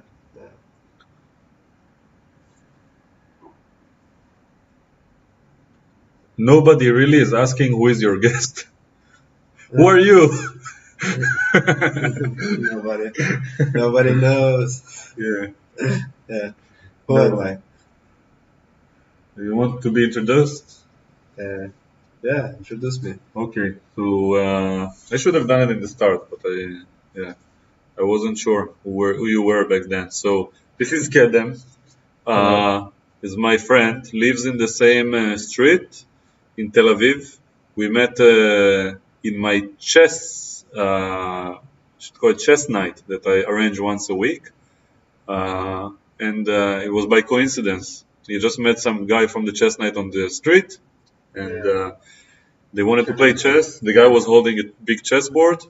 They were looking for a place to sit, and maybe you can continue. And then we were looking for a place to sit, and I like, let's sit here on the bench, and he's like, no, just come here to this house. And he opened the door to the He yard. opened the door to the yard, yeah, and it was like chess heaven. Yes. With a big yard and lights and lots of people playing. Yeah. It's amazing. It was amazing. Yeah. Now the yard is empty. Yeah, but we've switched locations now. Yes, but don't tell anyone the new location. We'll only invite the best of the best, which is the 5 viewers that we have here. So regarding chess, I'm not a professional player. I'm an amateur. I'm approximately how much am I? 1700 on chess.com. Playing on the 3 or 10? 10 minutes. So 10 minutes, 1700 on chess.com. It's good, and it's above 95% of the population, or maybe more. Who knows? I think when you get 1500, I feel like I'm always losing, so it's amazing to me. I mean, even Nepomniachtchi and Ding gets this feeling because they have Carlsen over there. So it's like you never get rid of this feeling, and the Carlsen also feels this way. You know? Yes, so good company. Yeah. F5. So he goes for the throat. F5. So game on. You see? So I talked about the critical moment of the opening. Mm-hmm. This is probably the critical moment of the middle game. Now, if you make a mistake with white or with black, you can lose the game. Yeah. And everything is about to explode. You see, like, the bishop is hanging here, but these pawns are attacking each other, and then there is the king here. And the queen looks there. Yeah, it's kind of scary. So this is the critical position of the middle game. And I would probably think for a really long time here as white, maybe 10, 15 minutes. Richard said that he would probably prefer to be black. I like black, he said. Yes. Well, what would don't you get me choose? wrong. Don't get me wrong. I like the position that black has, and I will take it in blitz probably 8 out of 10 times if I had to choose between the two. Okay. But in a world championship game, you don't prioritize the fun as much as the result. Mm-hmm. You'll have fun if you have. You'll choose when to have fun if you have safety in some regard. Yeah. And Jan cannot decide whether he's going to have a safe position or not. Ding kind of still has the chance to navigate the game where he wants it. Like Ding has choice, Jan has to find moves. You see? Yeah. You never want to be the one in position who has to find moves. You see? To find solutions to problems. Mm-hmm. So Ding has posed many problems so far. And now in this position, I'll introduce you to a method that we never spoke about before. Okay. It's called candidate moves. Okay? So let's use your brain for this. White has to decide what to play. Let's suppose that he will think for at least 15 minutes. Now you have to come up with something between 3 to 5 candidate moves as quickly as you can. Like use your intuition, your knowledge, your experience, whatever you want. Moves, and if you come up with moves that lose, then eliminate them quickly and come up with new moves. Just try to find moves that are worth thinking about. So, First of all, before you think about the moves, what is black threatening? Right now, to just take the pawn, maybe? You see, I gave black another move. I have this feature. Hmm. So now, it's taking the pawn. Let's suppose you play the simple move. And what next? Is black winning here, or is something dramatically changing? Besides the fact you have an isolated pawn, and that this pawn is safe, not much. It's interesting, but it's not like a major threat. Okay. He also has maybe jump with the knight and threaten the rook. So Jump with the knight. Yeah, but then the rook can take here. So probably not gonna work. So black's main threat, in my opinion, is to move the queen somewhere and attack your bishop. Okay? Maybe here also. No, here. So now your bishop is attacked, but you don't want to take the pawn because this pawn is hanging. Yeah. So the bishop has to move back. Here will be very sad because it just came from here, so it will probably come here. And then maybe black can take. So actually, maybe I'll put my queen even here or here. I'm not sure. Bishop moves back, then I take, and then the queen can go to d5, which is a nice square for it to be in. Yeah. At some point. I'm not sure if this is a good. This loses a piece probably, but you see the point. Yeah. Anyway, maybe here also, like. Yeah, I don't see a threat. That's probably it. There's no threat. So no big threats for black. And black also didn't finish his development. He doesn't know where to put the bishop. Okay, so now that we know there's no threat, now we can come up with candidate moves. So one option is to move the queen, right? Here, without losing a piece. It looks a bit weird. Another option is to capture. Yeah. That needs to be calculated. Another option. Wait, this is after the black made 2 moves? No. Black played 1 move. Okay. And we checked if this is a threat. We concluded that it's not. So now, what should white think about? Okay, so when you look at this move, you see black gave up these 2 squares, right? Why not just take it? Taking is one of the 5 options that I want you to mention. It's obviously an option. Okay. We will check it, but what else? Okay, take into account that these 2 squares are left off. Every time a chess piece moves, so it does its own thing, but it also frees diagonals and lines, and it doesn't control certain squares. So you have to look at all the 3 aspects. So here, this is not a threat. Okay, we can take it. You can also jump with the bishop or the knight. This one? Yeah. Yeah. And then threaten the rook. Yeah. Okay. We can also jump with the knight to e5. Yeah. Which is interesting. Take into account that if you jump with this knight, then the d4 pawn is hanging. So if you don't have a major threat, it's not so clear if it was worth it. So we can ignore the knight for now. So these are 2 options. Okay. What else?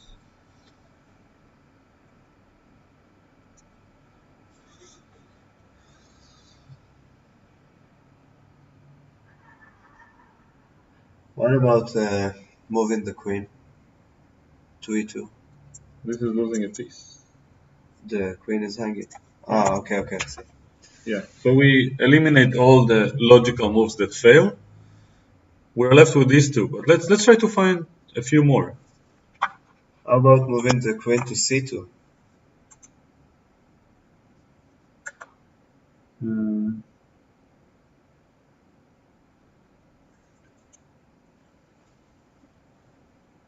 Queen c2 is making more sense than queen e2.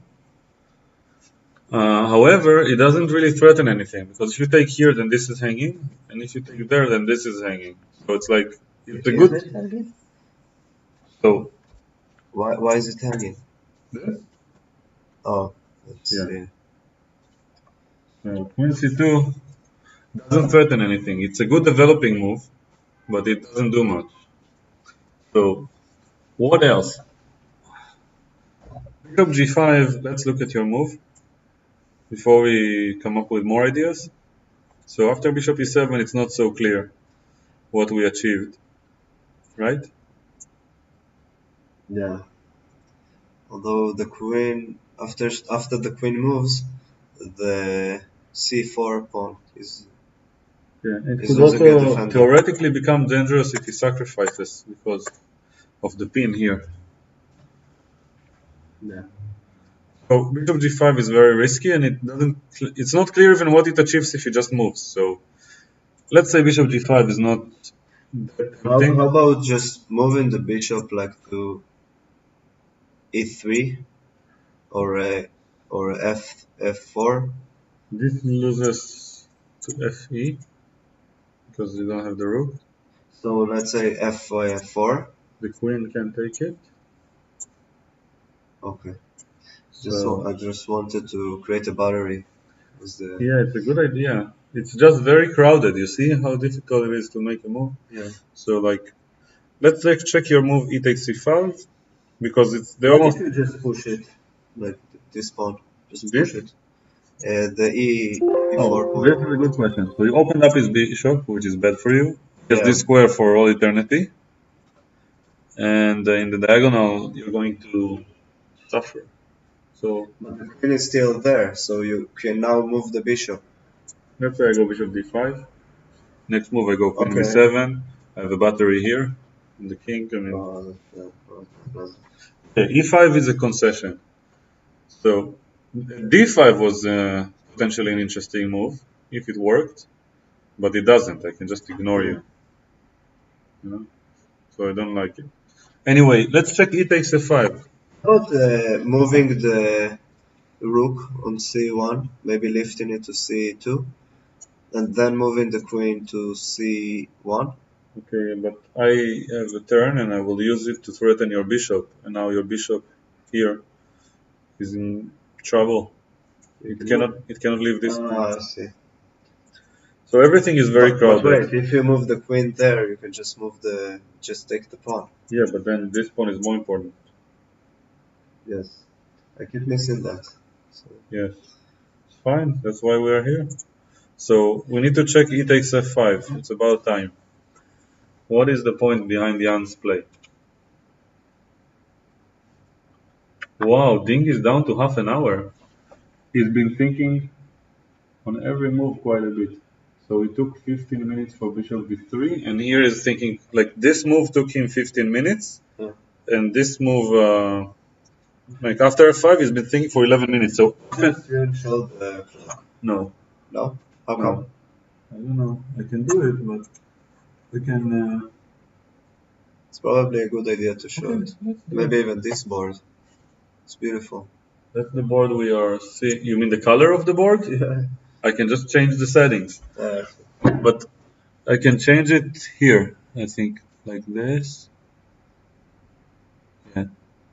Ah, it does show the clocks. I didn't realize. You see, yeah. very tiny clocks. Okay. Oh, not this. Does this changes appear live? What? These changes are live? When you change it and it changes on Yeah, the yeah. stream No, also? everything I do now, even if I do this, what did it do? Oh, it's a different one that it's supposed to be here. So if I take the analysis board, let's say, Yeah. the one we are looking at, can do this. Everyone sees the black here behind the board. You see? It's like, it's funny. Yeah. It's just live. So, yeah. I can adjust the camera or whatever, Yeah. you know. I can I do this also if you want, like, see? Here. Yeah. What is this behind the video? Um, it's this screen of our analysis board. The notation. It's called the notation of the moves. Interesting. Yeah. Is it like beneficial? It's just layers and layers. No. So, like, I'll give you an example. If we had a lot more moves played, and so you see this thing here. Now it appears So if I didn't want it to appear, I could create another layer of the same color and put it on top of this layer to hide it. Yeah. Okay. We can make it look prettier. Yeah, we have a free day afterwards. I just didn't care that much because the point as I said before several times, I just want to look at the games and be serious about chess for a few weeks. Okay, so Yeah. let's. I mean, that's for me, but for you, you can do whatever you want. You can do whatever is good for you. Like, we will find a balance. So here, after f5, just the fact that I'm sitting and watching this game in a silent environment is already, in my own standards, it's an achievement. It's like I force myself to look at the game live. So e takes f5 is the other option, and now um, yeah, what does black do?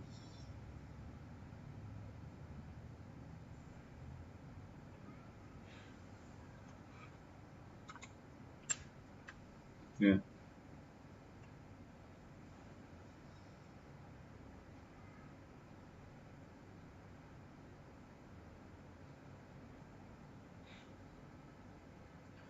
Have you considered the E2?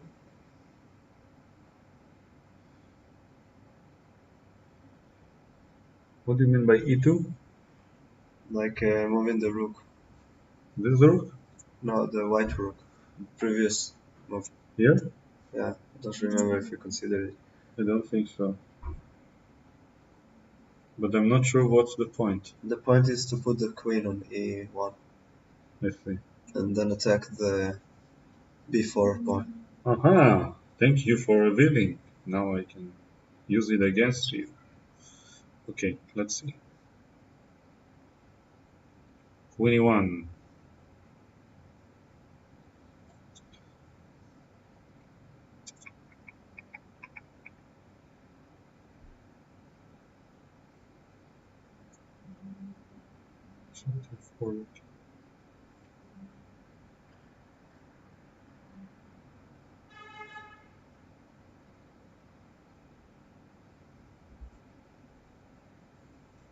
Let's do queen b6 just for the sake of the argument. Attack your bishop, you have to move it back.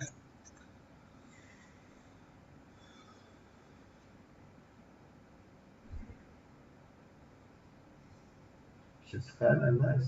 I like it there. The bishop. Yeah.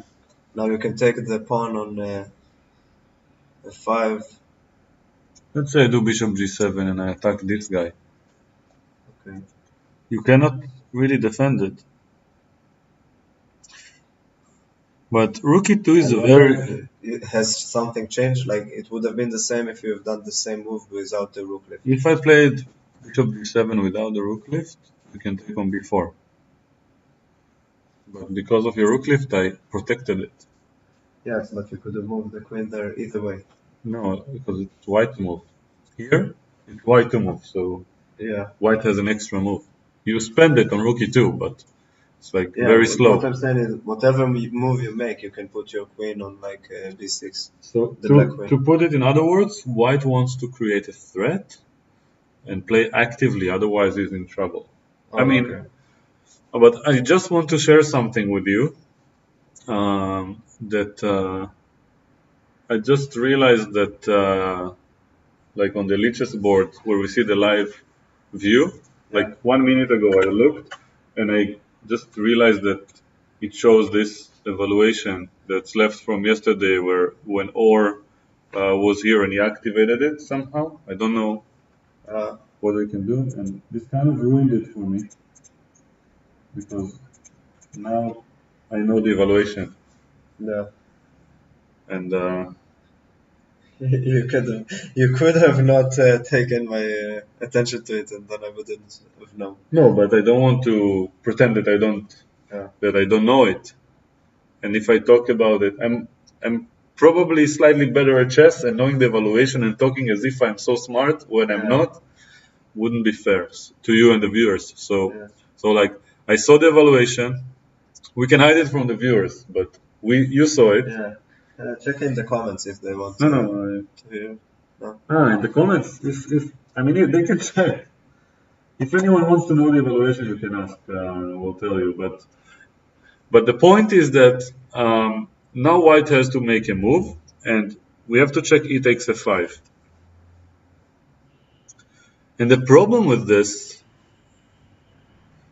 is probably that somehow the queen will get into the game, like maybe bishop somewhere. I'm trying to attack this knight. How do I get there?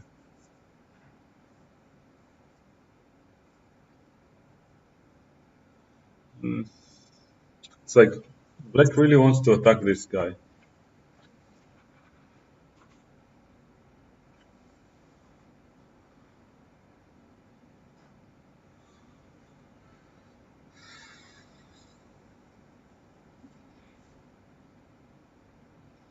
Oh, here's an idea. What if I take? You have to take with the queen, right? And I take here. And I'm attacking both pieces. Yeah. So taking probably is not working, right?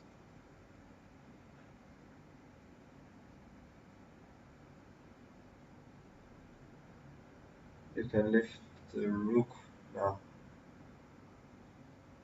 What do you mean? to e3. Or not. Maybe we did that. By the way, as you said in the beginning, Ding is well known for his technical abilities, and Liren is known for his abilities to play very dynamically, like in complicated positions. So, and now he went back with the bishop to c2. So, normally speaking, Jan, uh, he would prefer to have a complicated struggle where the position is equal, or even if it's slightly better for white, if he's black, he's happy to get complications. And as I promised you, this is one of the most complicated positions we could ask for. So now Jan is to make a move, but this move bishop c2 is an admission of some sort of mistake. So here earlier, when he played rook c1, I felt like he's going in the wrong direction. Because if he goes queen e2, castles, rook fc1, let's say the same move like in the game. In the game he made king b8. So I have a lot of freedom to do this bishop e3 knight d2 thing. Yeah. And I feel safe. After bishop e3 I feel quite safe. Knight d2 coming. But this thing that he did with rook c1 and bishop d3, it's putting all of his pieces in a loose position. And the same principles that we talk about for beginners are also relevant even in this level, because here after he made one more natural move with his bishop on d3, only after f5 is in trouble, because if you take, you lose a piece like we saw, take on rook d4. And if you don't take, and you cannot take here, there's no justification for the previous two moves that you made. So this rook c1, bishop d3 idea, which took him like 15 minutes to play rook c1, was probably a very big inaccuracy, both objectively and more importantly psychologically. It makes his game more difficult later on. What does your color say about that move? Oh, you want to activate the color? About rook c1? That move. For rook c1? Yeah.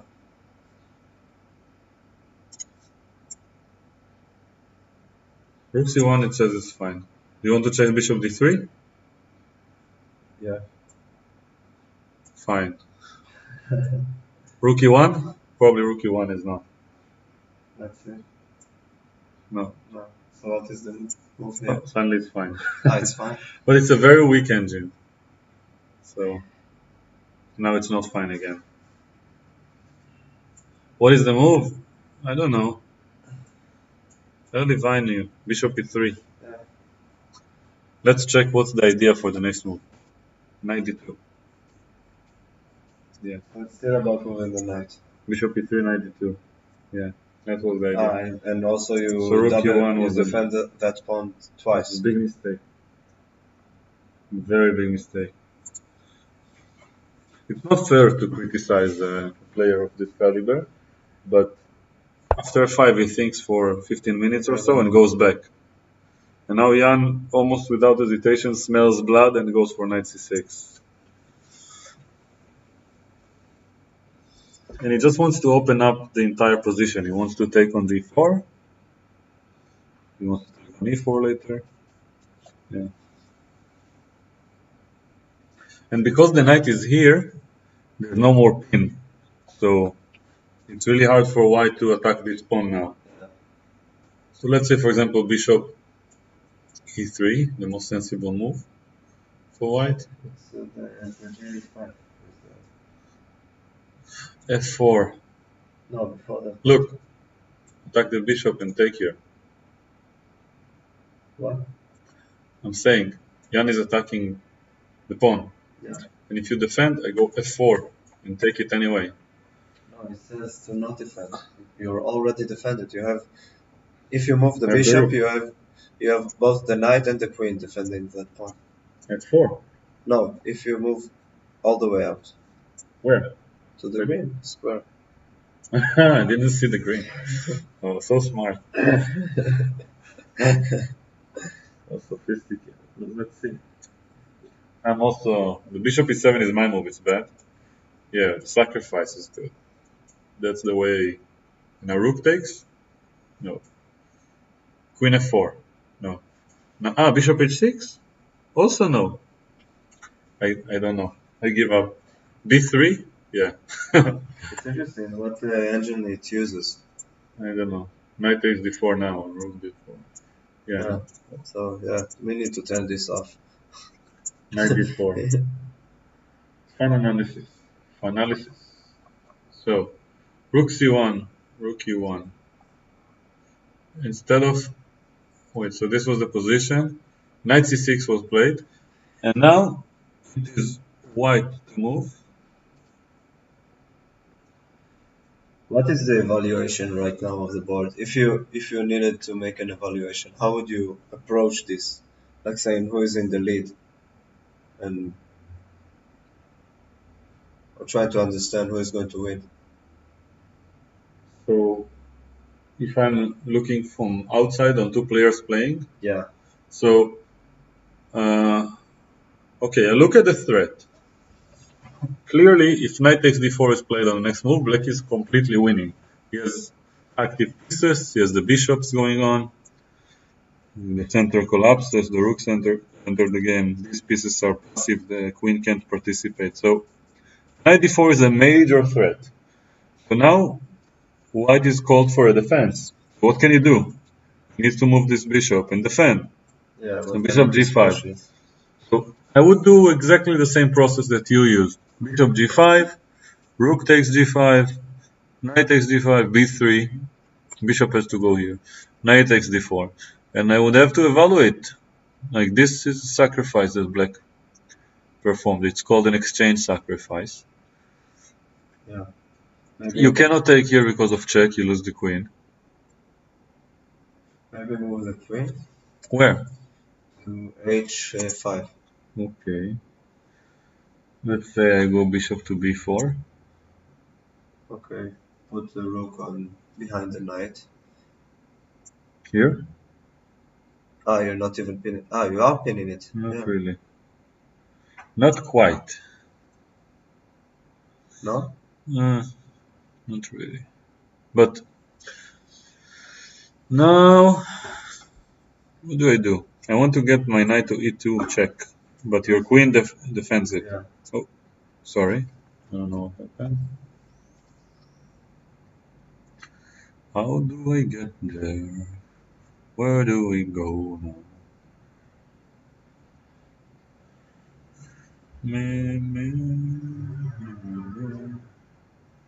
H6.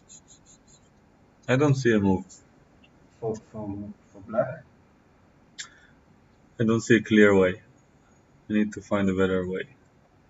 You can just take. No? I think I went wrong earlier. So, white played bishop g5. Oh, It's getting very, very concrete now. So this is the position on the board, and I think rook takes g5 is the critical movement now for black. is it considered a technical move? No, No. the opposite of technical move. Like it's a technical decision to change the nature of the position. So now I have an advantage in activity. I give up material and I'll have more activity. You see? Yeah. This is a technical decision, but the the move itself, rook takes g5, it's a sacrifice that has both a positional and tactical nature. So what I would do here if I was Jan is I would consider bishop e7. I would consider rook takes g5. Would consider moving my rook, and I would compare them without even knowing what's the evaluation. I'll just pick what I think is the best. Because if I have bad moves and one good move, I will play it. I don't care what's the evaluation. Yeah. Okay, so rook takes g5 is a move that's very complicated to explain by traditional means. But the way let's look at it from black side. I think we are done with the white part of the rooting in this game. Yeah. We are rooting for blood at this point. So bishop g5. So what I like to refer to in this position, and I feel a little bit hypocritical when I say it because we saw the green thing, so I didn't use my own skills. But normally, but I did check taking the bishop. You remember I pressed the bishop with the intention of taking it. So what I'm trying to explain is that I would have this kind of spider sense tingling, saying, maybe this thing can work. So it's like my intuition tells me, if I take the rook, there is some potential here because I destroy this piece and divert this piece from the center. And you can move out the bishop also. And now this is time for calculation. Bishop h6 looks like a good move, but then there's queen h5, which I missed earlier. Then b3 looks like a good forcing move because it prevents all this nonsense with bishop b3 and bishop d3 later. Yeah.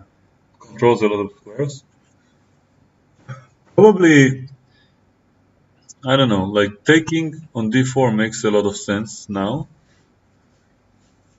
Before or after you push the pawn? This point, knight takes d4.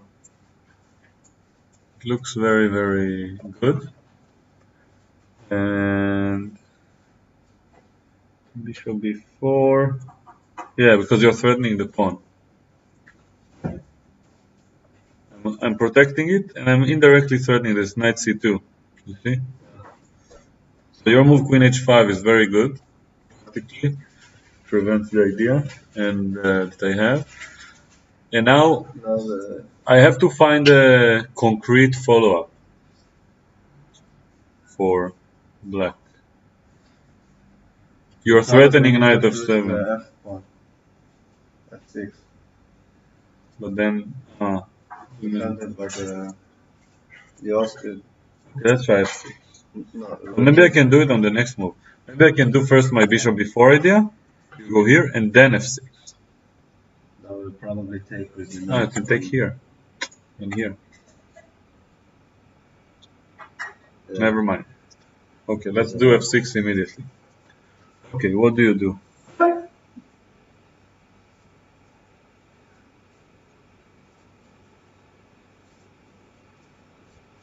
Knight f7.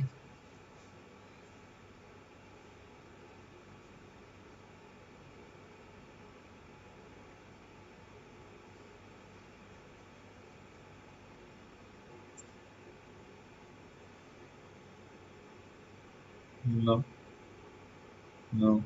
Here.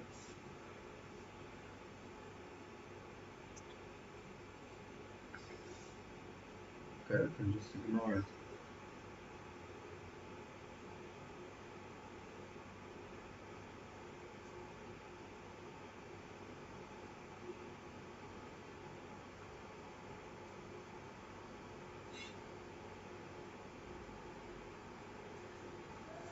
Yeah. It's not very clear. What do you do? No, I think f6 is wrong. I think here we need to find a specific concrete idea for black. Maybe try going to for a battery with the queen and the bishop to attack the king, or is it naive? I don't know. Like you can put it even on the f4 square, the queen, So, which is kind of crazy, but I don't know. And then if he attacks the queen with the pawn, you can jump with the knight and have a fork. so you want queen f4? I'm considering it. This I one? don't, I don't know if I want it. I'm considering. Okay. There's a nice draft that if you play g3 you can take here What? with the check. Yeah, with the check, yeah. He did take. But you can He do took. what? He took the bishop. Yeah. How lovely. Knight takes. I really like this b3 move. Next. But I'm I not don't sure. understand what it's preventing. Yeah, d2. 18 minutes to Ding, 47 minutes for Jan. Now,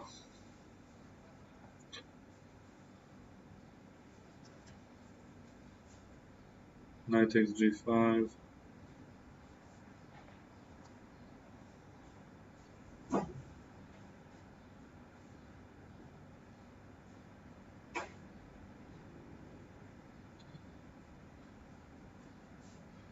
To be honest, the reason that it's nice is because it's forcing the bishop back, and this pawn on b3 can become dangerous. It supports, for example, the idea of knight c2 for now. And later, Yeah. if I get c3, b takes c3, b2, some ideas, but it's not forced. Like, now, it just feels good, but probably knight takes d4 immediately is an option. How about moving the queen now in this position to f4? He gives up d3. Okay. It's awful.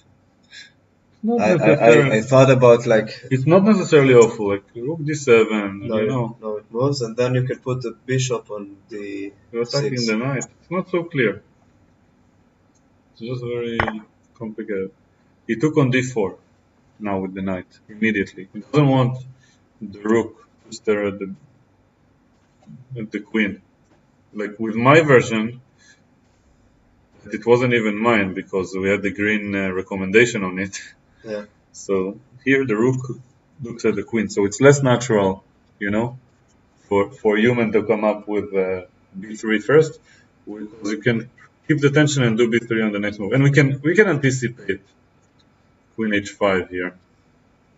It's very fair to assume that it's like the only square for the queen, and you don't want to have the queen here. Knight b3 is coming, also b3 and knight c2 can come next. Yeah. So knight takes c2 is annoying. So queen h5 is very fair to assume that will be played. And an interesting line now, yeah, it was played. Now I wanted to say an interesting move is f6, because you have to probably bring the knight back, and now I can take on c2 and go bishop e4. And your rook is attacked, and I'm 2 pawns for the exchange. But the main problem is not my pawns, it's my bishops. And this pawn is going to become a monster. What does it mean? So, for example, if you go, I don't know, rook c1, an interesting idea is c3, b takes, b3. Sometimes. Not sure if it works immediately, but it's a good idea. But that's what we can expect here after queen h5. f6 is the most technical move, and he played it. It's like just say like consolidating black's position. Like it removes the knight from g5, which is a very threatening position, while e6 is protected, before moving on to simplify the game into a much better position. Like this position here with the bishop on e4, black has equal material, but is dominating. Like he has 3 pawns in the center versus 0, Yeah. 2 bishops, and these 2 pawns here. It's like 3 different things that help him claim the advantage. So, yeah. Now, after bishop e4, what can we expect? Maybe rook d2. And now,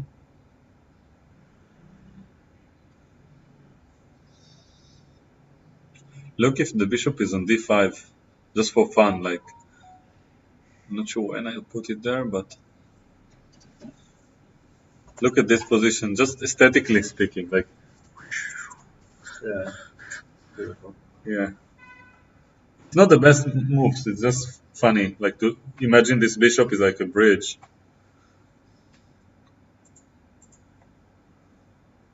So, how about we invent a variation in the London and call it the London Bridge? Would you like that? Yeah. Okay, that's our task. Next time, we spend 5 hours looking at the game. Rook d2 is not what we can achieve. So, knight f3 was played. We have this position over the board. Jan, 44 minutes, Ding, 16 minutes. It's almost certain that he will take the bishop. That's why he left it there. And he doesn't want to allow the exchange of knights. You see? There's no point to this position besides taking here. And then bishop takes e4. Yeah, he did it already. And now the bishop will take here because fe4 is worth considering. But the problem is that after knight d2, all your pawns are attacked. Yeah, but you can just like push. So bishop e4 makes much more sense. You agree? Yeah. You're protected and you attack the rook, so you gain time. Yeah. And now rook d2 is the most natural move that I can think of. Yeah, he has bishop e4 played. So all of the things we said happened. Now the question is what's the evaluation and how to proceed for black after rook d2.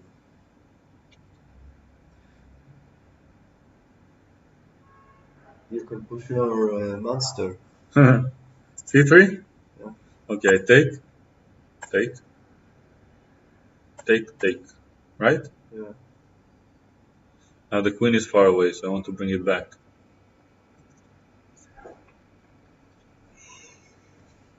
You're kind of a useless queen. But I don't know how. Queen f7? What? Don't you just like put? Oh, no. I thought about moving the queen to d2, Yeah, the knight. but maybe take the knight first. No. Don't take the knight. Take the knight, I give you a check. Oh, Everything is wow. and I take here. That escalated quickly. Yeah. No, the bishop controls everything. You don't need to touch it. But you can move this guy. Yeah. And this is also threatened. In fact, I can just go queen e7 and say, like, what are you going to do? What are you going to do now? What are you going to do?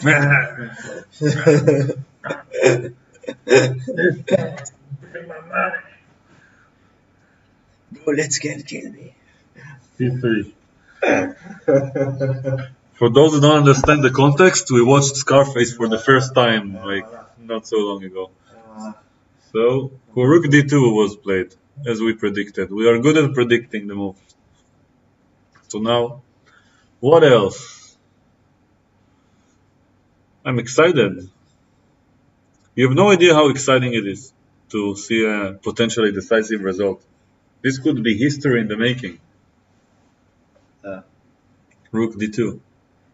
Although there was a decisive result also between Jan and Magnus. Yeah, about but the sixth game. no, but this is less exciting. Oh, right, he won. What? Carlsen, I mean. It's not exciting. It's the same. It's not the same. What's the difference? With Jan and Ding, you don't know who is going to win. Ah, I see. It's like both of them don't know who is going to win. With Carlsen, it's like, Haven't they played like against each other like before? yeah, and in their personal matches, Jan is leading by 3, Mhm. but he's also 2 years older. Okay. And some of these games were online. No, online games.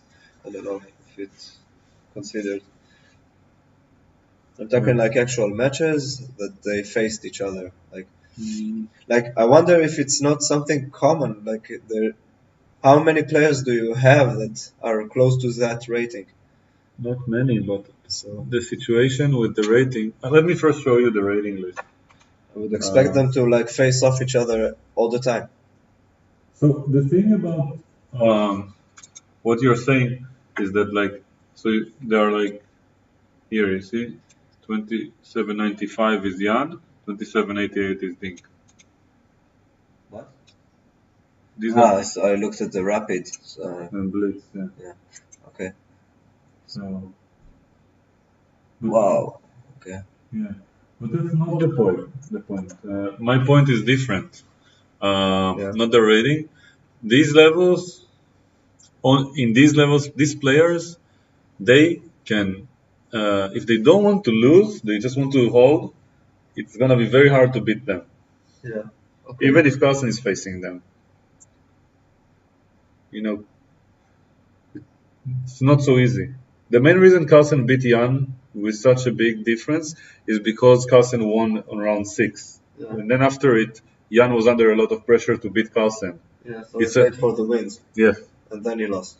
And then he lost fun. And then Carlsen was like, haha, was just, sitting and relaxing, waiting for him to make more mistakes. Yeah, it's so different. Like when you're playing to win, Oh. it like leaves you vulnerable and makes everything more interesting. I wish that they always played to win. It's like Yeah, but it will take a lot of the aspects from actual chess. Chess is not a win. So if you play for a win, it's like being stupid in a way. But what? I don't understand. like you can't expect to win. You can play to provoke mistakes and risk making mistakes. Yeah. But you can't expect to win anyone who's really good. Okay. If they don't make mistakes, you don't win. Period. You don't make big enough mistakes. Even if you get a piece up at the end, the king and a rook versus the king is a draw. So a material advantage is not enough. So you need to find a method to get players to play chess and incentivize them to win. And the candidates tournament does it. Why? Because you have 8 players, and the winner is the guy that beats the low-rated guys in the best fashion. Mm-hmm. So if someone makes a lot of draws and wins 2 games, which is great, someone lost 2 and won 5, he beats you, right? Even though you're the best player in the world and no one can beat you, Yeah. someone else is better at taking risks, and you're left behind. So this is how it works when you have many players competing for the first place. Yeah. And there were also attempts to do it like they do in soccer, where you have 3 points for the win and 1 for a draw. Okay. This is also nice. Then you're much more encouraged to take risks. Yes. I think it would make it more interesting. I agree. But in the World Championship, it won't work because even if it's 3 versus 1, it's still the same ratio because it's only 2 players. Yeah. So it doesn't matter how many points you give them for a win. So Rook D2 was played. Did I? He's still thinking with black. So Rook D2. I think it's just take.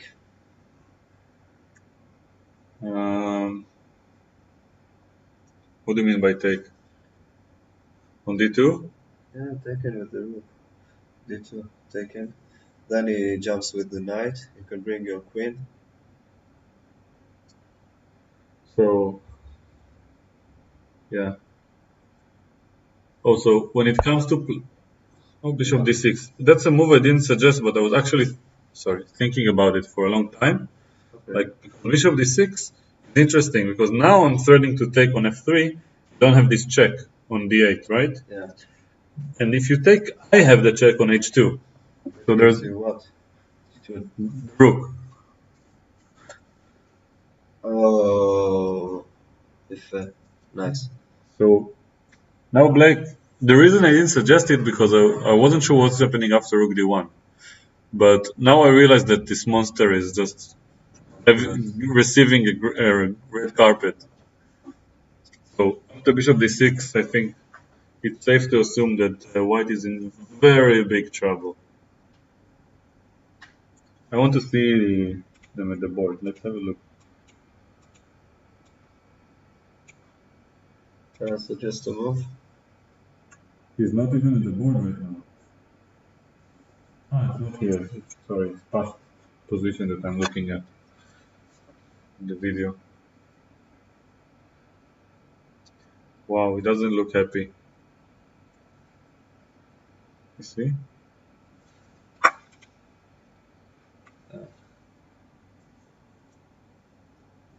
Wonder how it feels.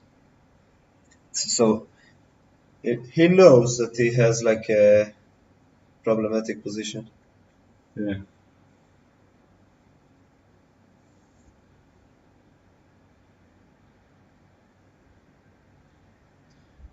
This is what we should do.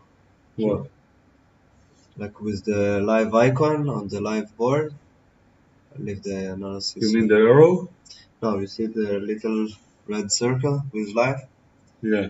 That's what we need to do. I see. Looks way better. I agree.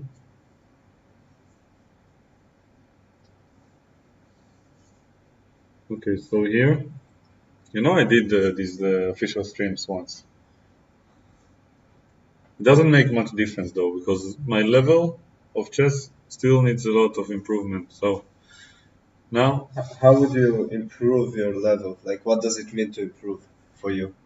I don't know, like, any given moment is a different test for itself. So, like here, for example, I want to find the best defense for white.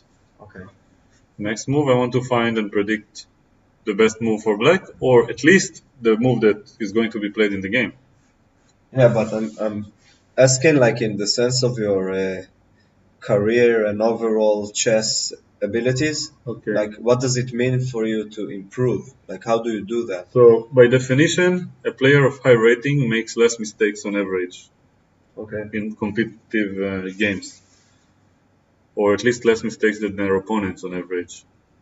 So, getting a higher rating meaning making less mistakes, and mistakes are hard to define because a mistake could be a psychological one, could be a way you split your energy, could be your concentration, it can be your confidence, it can be like anything that defines you as a human, or as a machine that plays chess.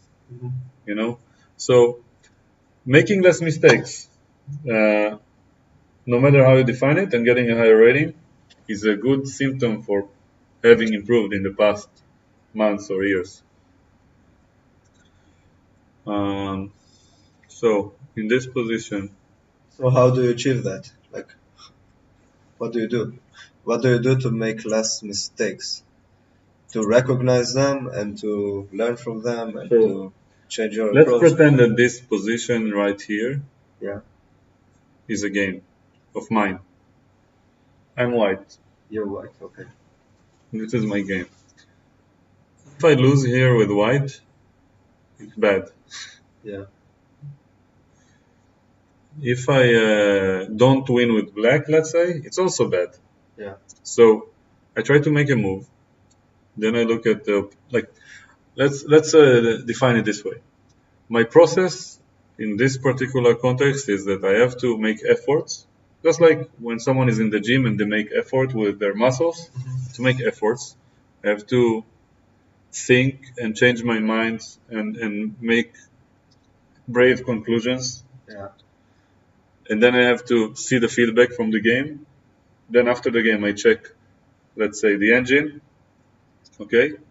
And then later, I will check what Caruana has to say. Okay. And eventually, I will, somewhere in between now and looking at the thing at the end and reaching conclusions, of what was happening in the game, I am going through a journey of decision making. Yeah. So chess is all about decisions. So the best definition to answer your question is that I need to be able to make the best move that I can with the least efforts every single time, one move at a time. That's all. Yeah, but I'm asking like, what are the actual tools that you use to make a decision? So Like in this position, for example, my mind just goes to like jumping with the knight to Mhm. d4 because I see that it has like interesting squares to jump to. I see that it blocks the check on the king. Yeah. Uh, so let's say I have this. Like, what do I do from here? How do I evaluate that it's good or not good? It's a good question. So How and even more than that, how do I evaluate my decision making process? well, start from making one move. Okay. Do you have an idea for a move here? Yeah, I'm thinking like the knight d4 is white. Okay, let's check. Knight d4.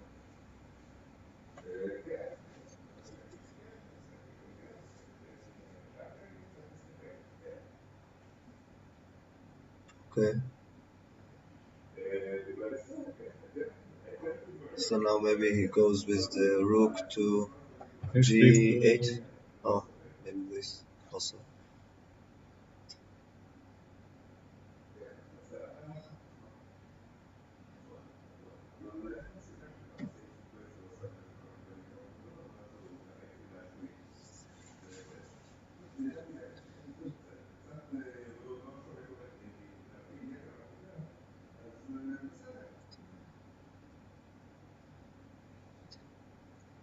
What happens if you put the rook on c2?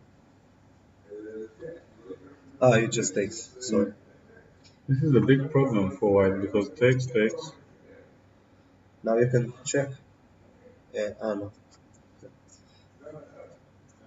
Wow, that bishop is annoying. I agree. Ding is 6.5 minutes versus 38 minutes.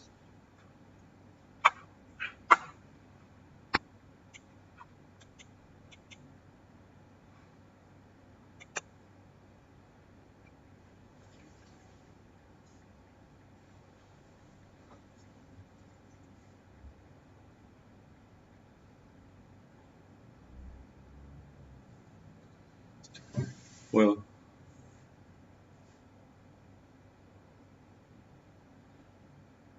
So basically, what you're saying is on the highest levels, it's the same process as a amateur or a beginner makes, only more refined. So it's mm, not like there's something essentially different. It's just more experience and better decisions. yeah. I mean, it's a little bit of everything. They miss less pieces and tactics. Yeah. So I'll give you an example. I could miss a bishop. The way you would maybe suggest rook b1 and miss this, Yeah. it could happen to me once in 2 years, but someone who's better than me, maybe it will happen to him once in 3 years. Yeah. Okay. No one experiences these kind of things ever. No one is immune to mistakes. Mhm.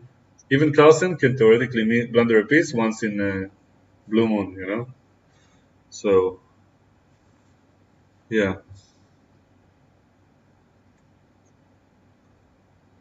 So after b takes c3, in our analysis, point is that your rook has to protect the knight, you see? Yeah. Because of the bishop h2 check. But here I go c2. Yeah. And there's nothing you can do. Rook d2, c1. Yeah. So this knight d4 doesn't work. Yeah. You want to search for something else?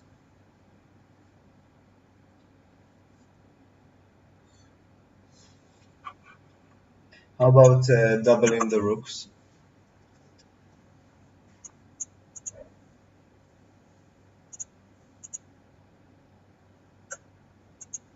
So, On the d1. How much time is it? 4 minutes. Wow. 4 minutes is real time pressure. Yeah. How about doubling the rooks? Yeah, that's what I thought. But c3. Now you just take Where? the bishop. Have Oh no, two yeah, defenders. it's two defenders. Yeah. So you have to take the pawn first. Yeah. Which pawn? Wow, I this is take. really uncomfortable. I take with the pawn. Yeah, but now you can. Now it's horrible. Yeah. 3 minutes and a half.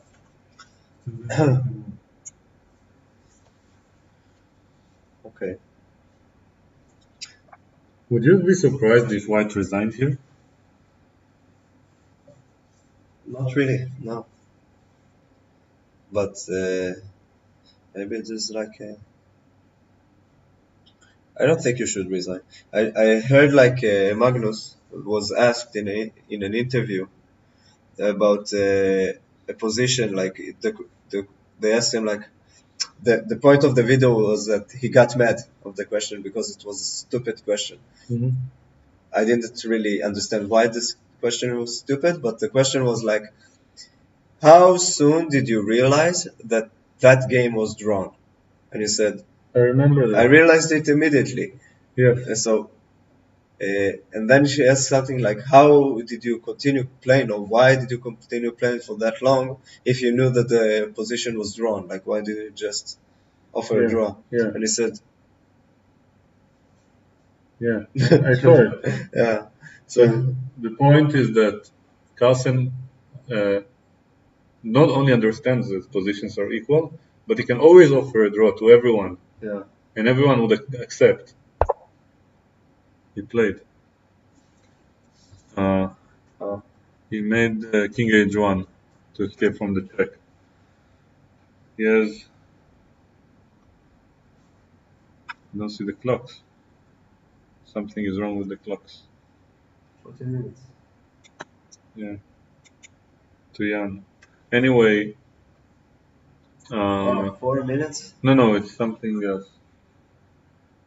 Some analysis. So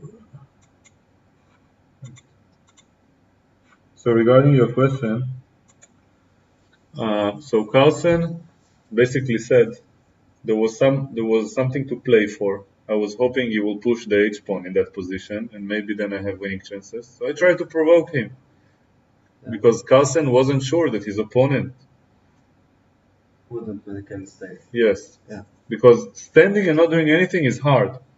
He said, if I knew he wouldn't make progress and have a fortress, I can agree to a draw. But I don't know that, so I have to keep playing. Yeah. So that's the point. Carlsen fights by just moving the pieces and hoping for a mistake. That's the main. Do you have any comments? Yeah, but it's not questions.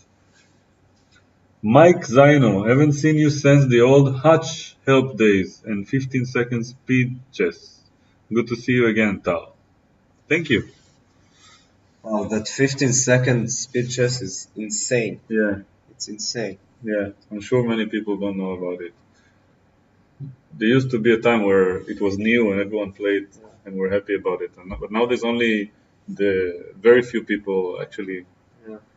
Richard said that he would try to double the rook on the e files. On the e file, not the d file. Oh, and Jan played c3 and takes.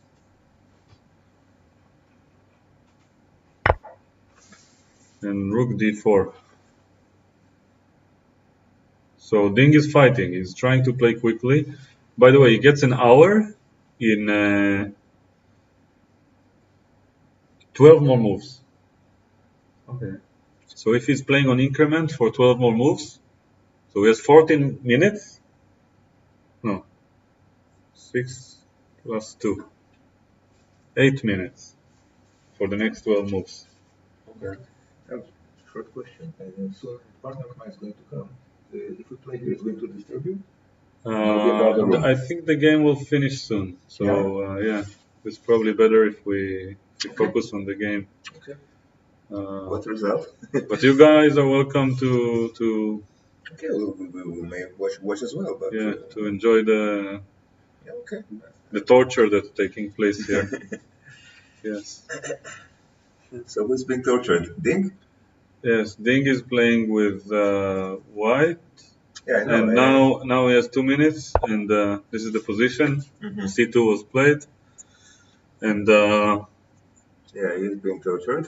yes, It's going to be, but not for long. yeah, it's going to be merciful. Yes. Yes, C2.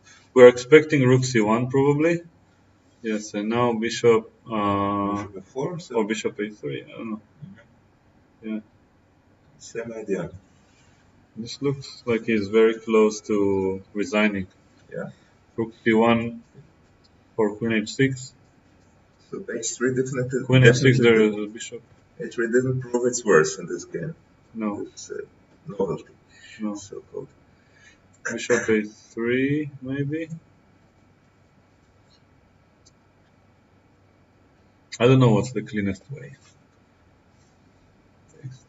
This is the actual clock of the game? Yes, 1 minute left. Want to see the video? Yeah. But there is a delay in the video, so you will hear the most.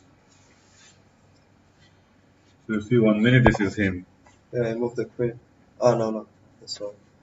I looked at the You move the queen now here, yeah. The move I suggested. No, it's the analysis board. Yeah, but look, this is the live board here. Oh, okay. So Queen H6, and now black to move. We're watching a delay? E5 is an analysis. No, the YouTube stream that they have is a delay. Our YouTube stream is also delayed by a few seconds, Okay. like half a minute or so. Didn't check. The live game is this one. So, yeah. So black is thinking. So we need to make like 10 moves in 1 minute? And 30 seconds 30 increment. seconds, yeah. Ah, okay. You got the increment, but the problem is the position itself. Yeah. But even an hour increment will not help. After all, you have to play. Only Jan can help him at this point. He's not going to volunteer to do that. Yes. So, what can I do? Bishop.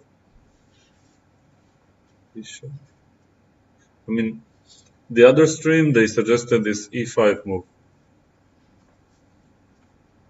The point is that the rook doesn't have any square. This is the only square, but then I get the queen. You see? Yeah. Nice move. Yeah. But it's not necessarily the best. Thinnest, maybe. Yeah. It's good enough. Yes. What else is there? I thought maybe rook c8 is an option. Just preparing bishop f4. Yeah. Yeah. Without the exchange of the And also c1 is a threat now. Rook c8 looks good, right? Now white will definitely have to sacrifice.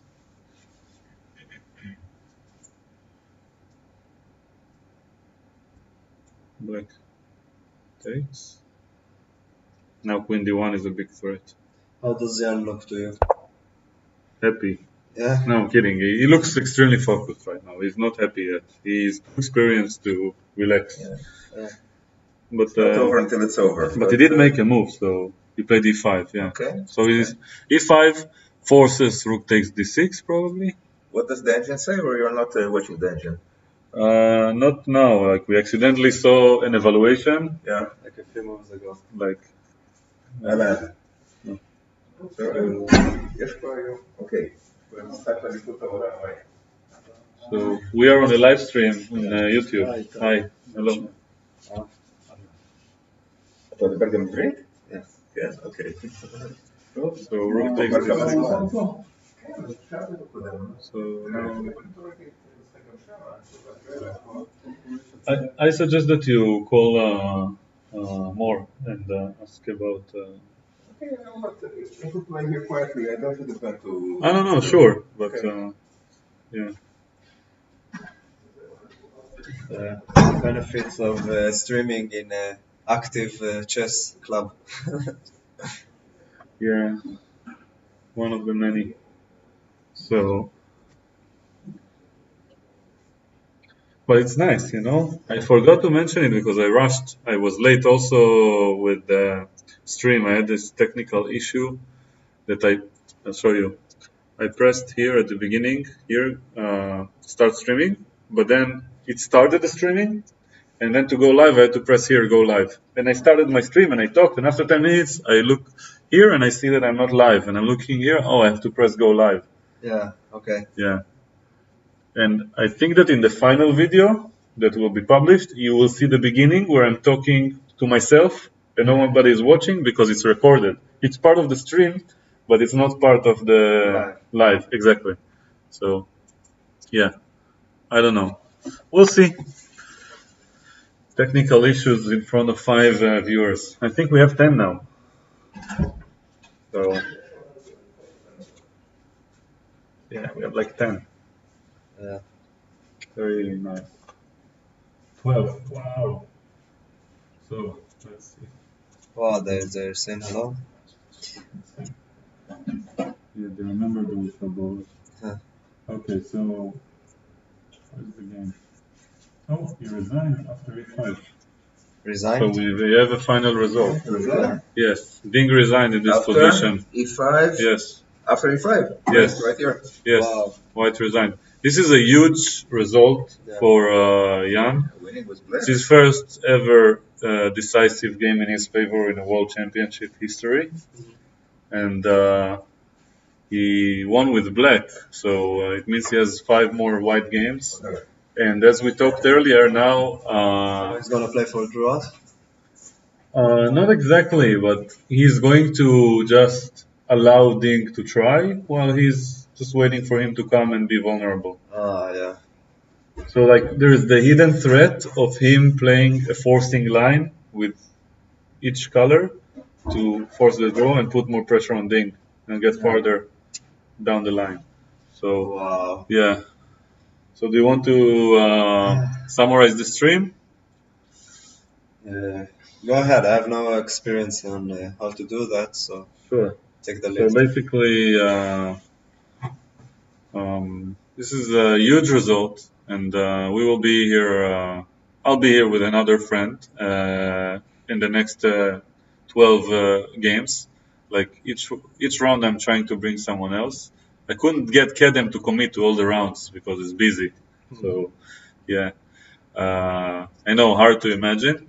So I hope that the 5 of you or the 10 of you found this stream fun and enjoyable. And thank you, Kedem, for joining. And Thank you for having me. yeah, and It's been nice. yes, and we will be here in the next round. So goodbye.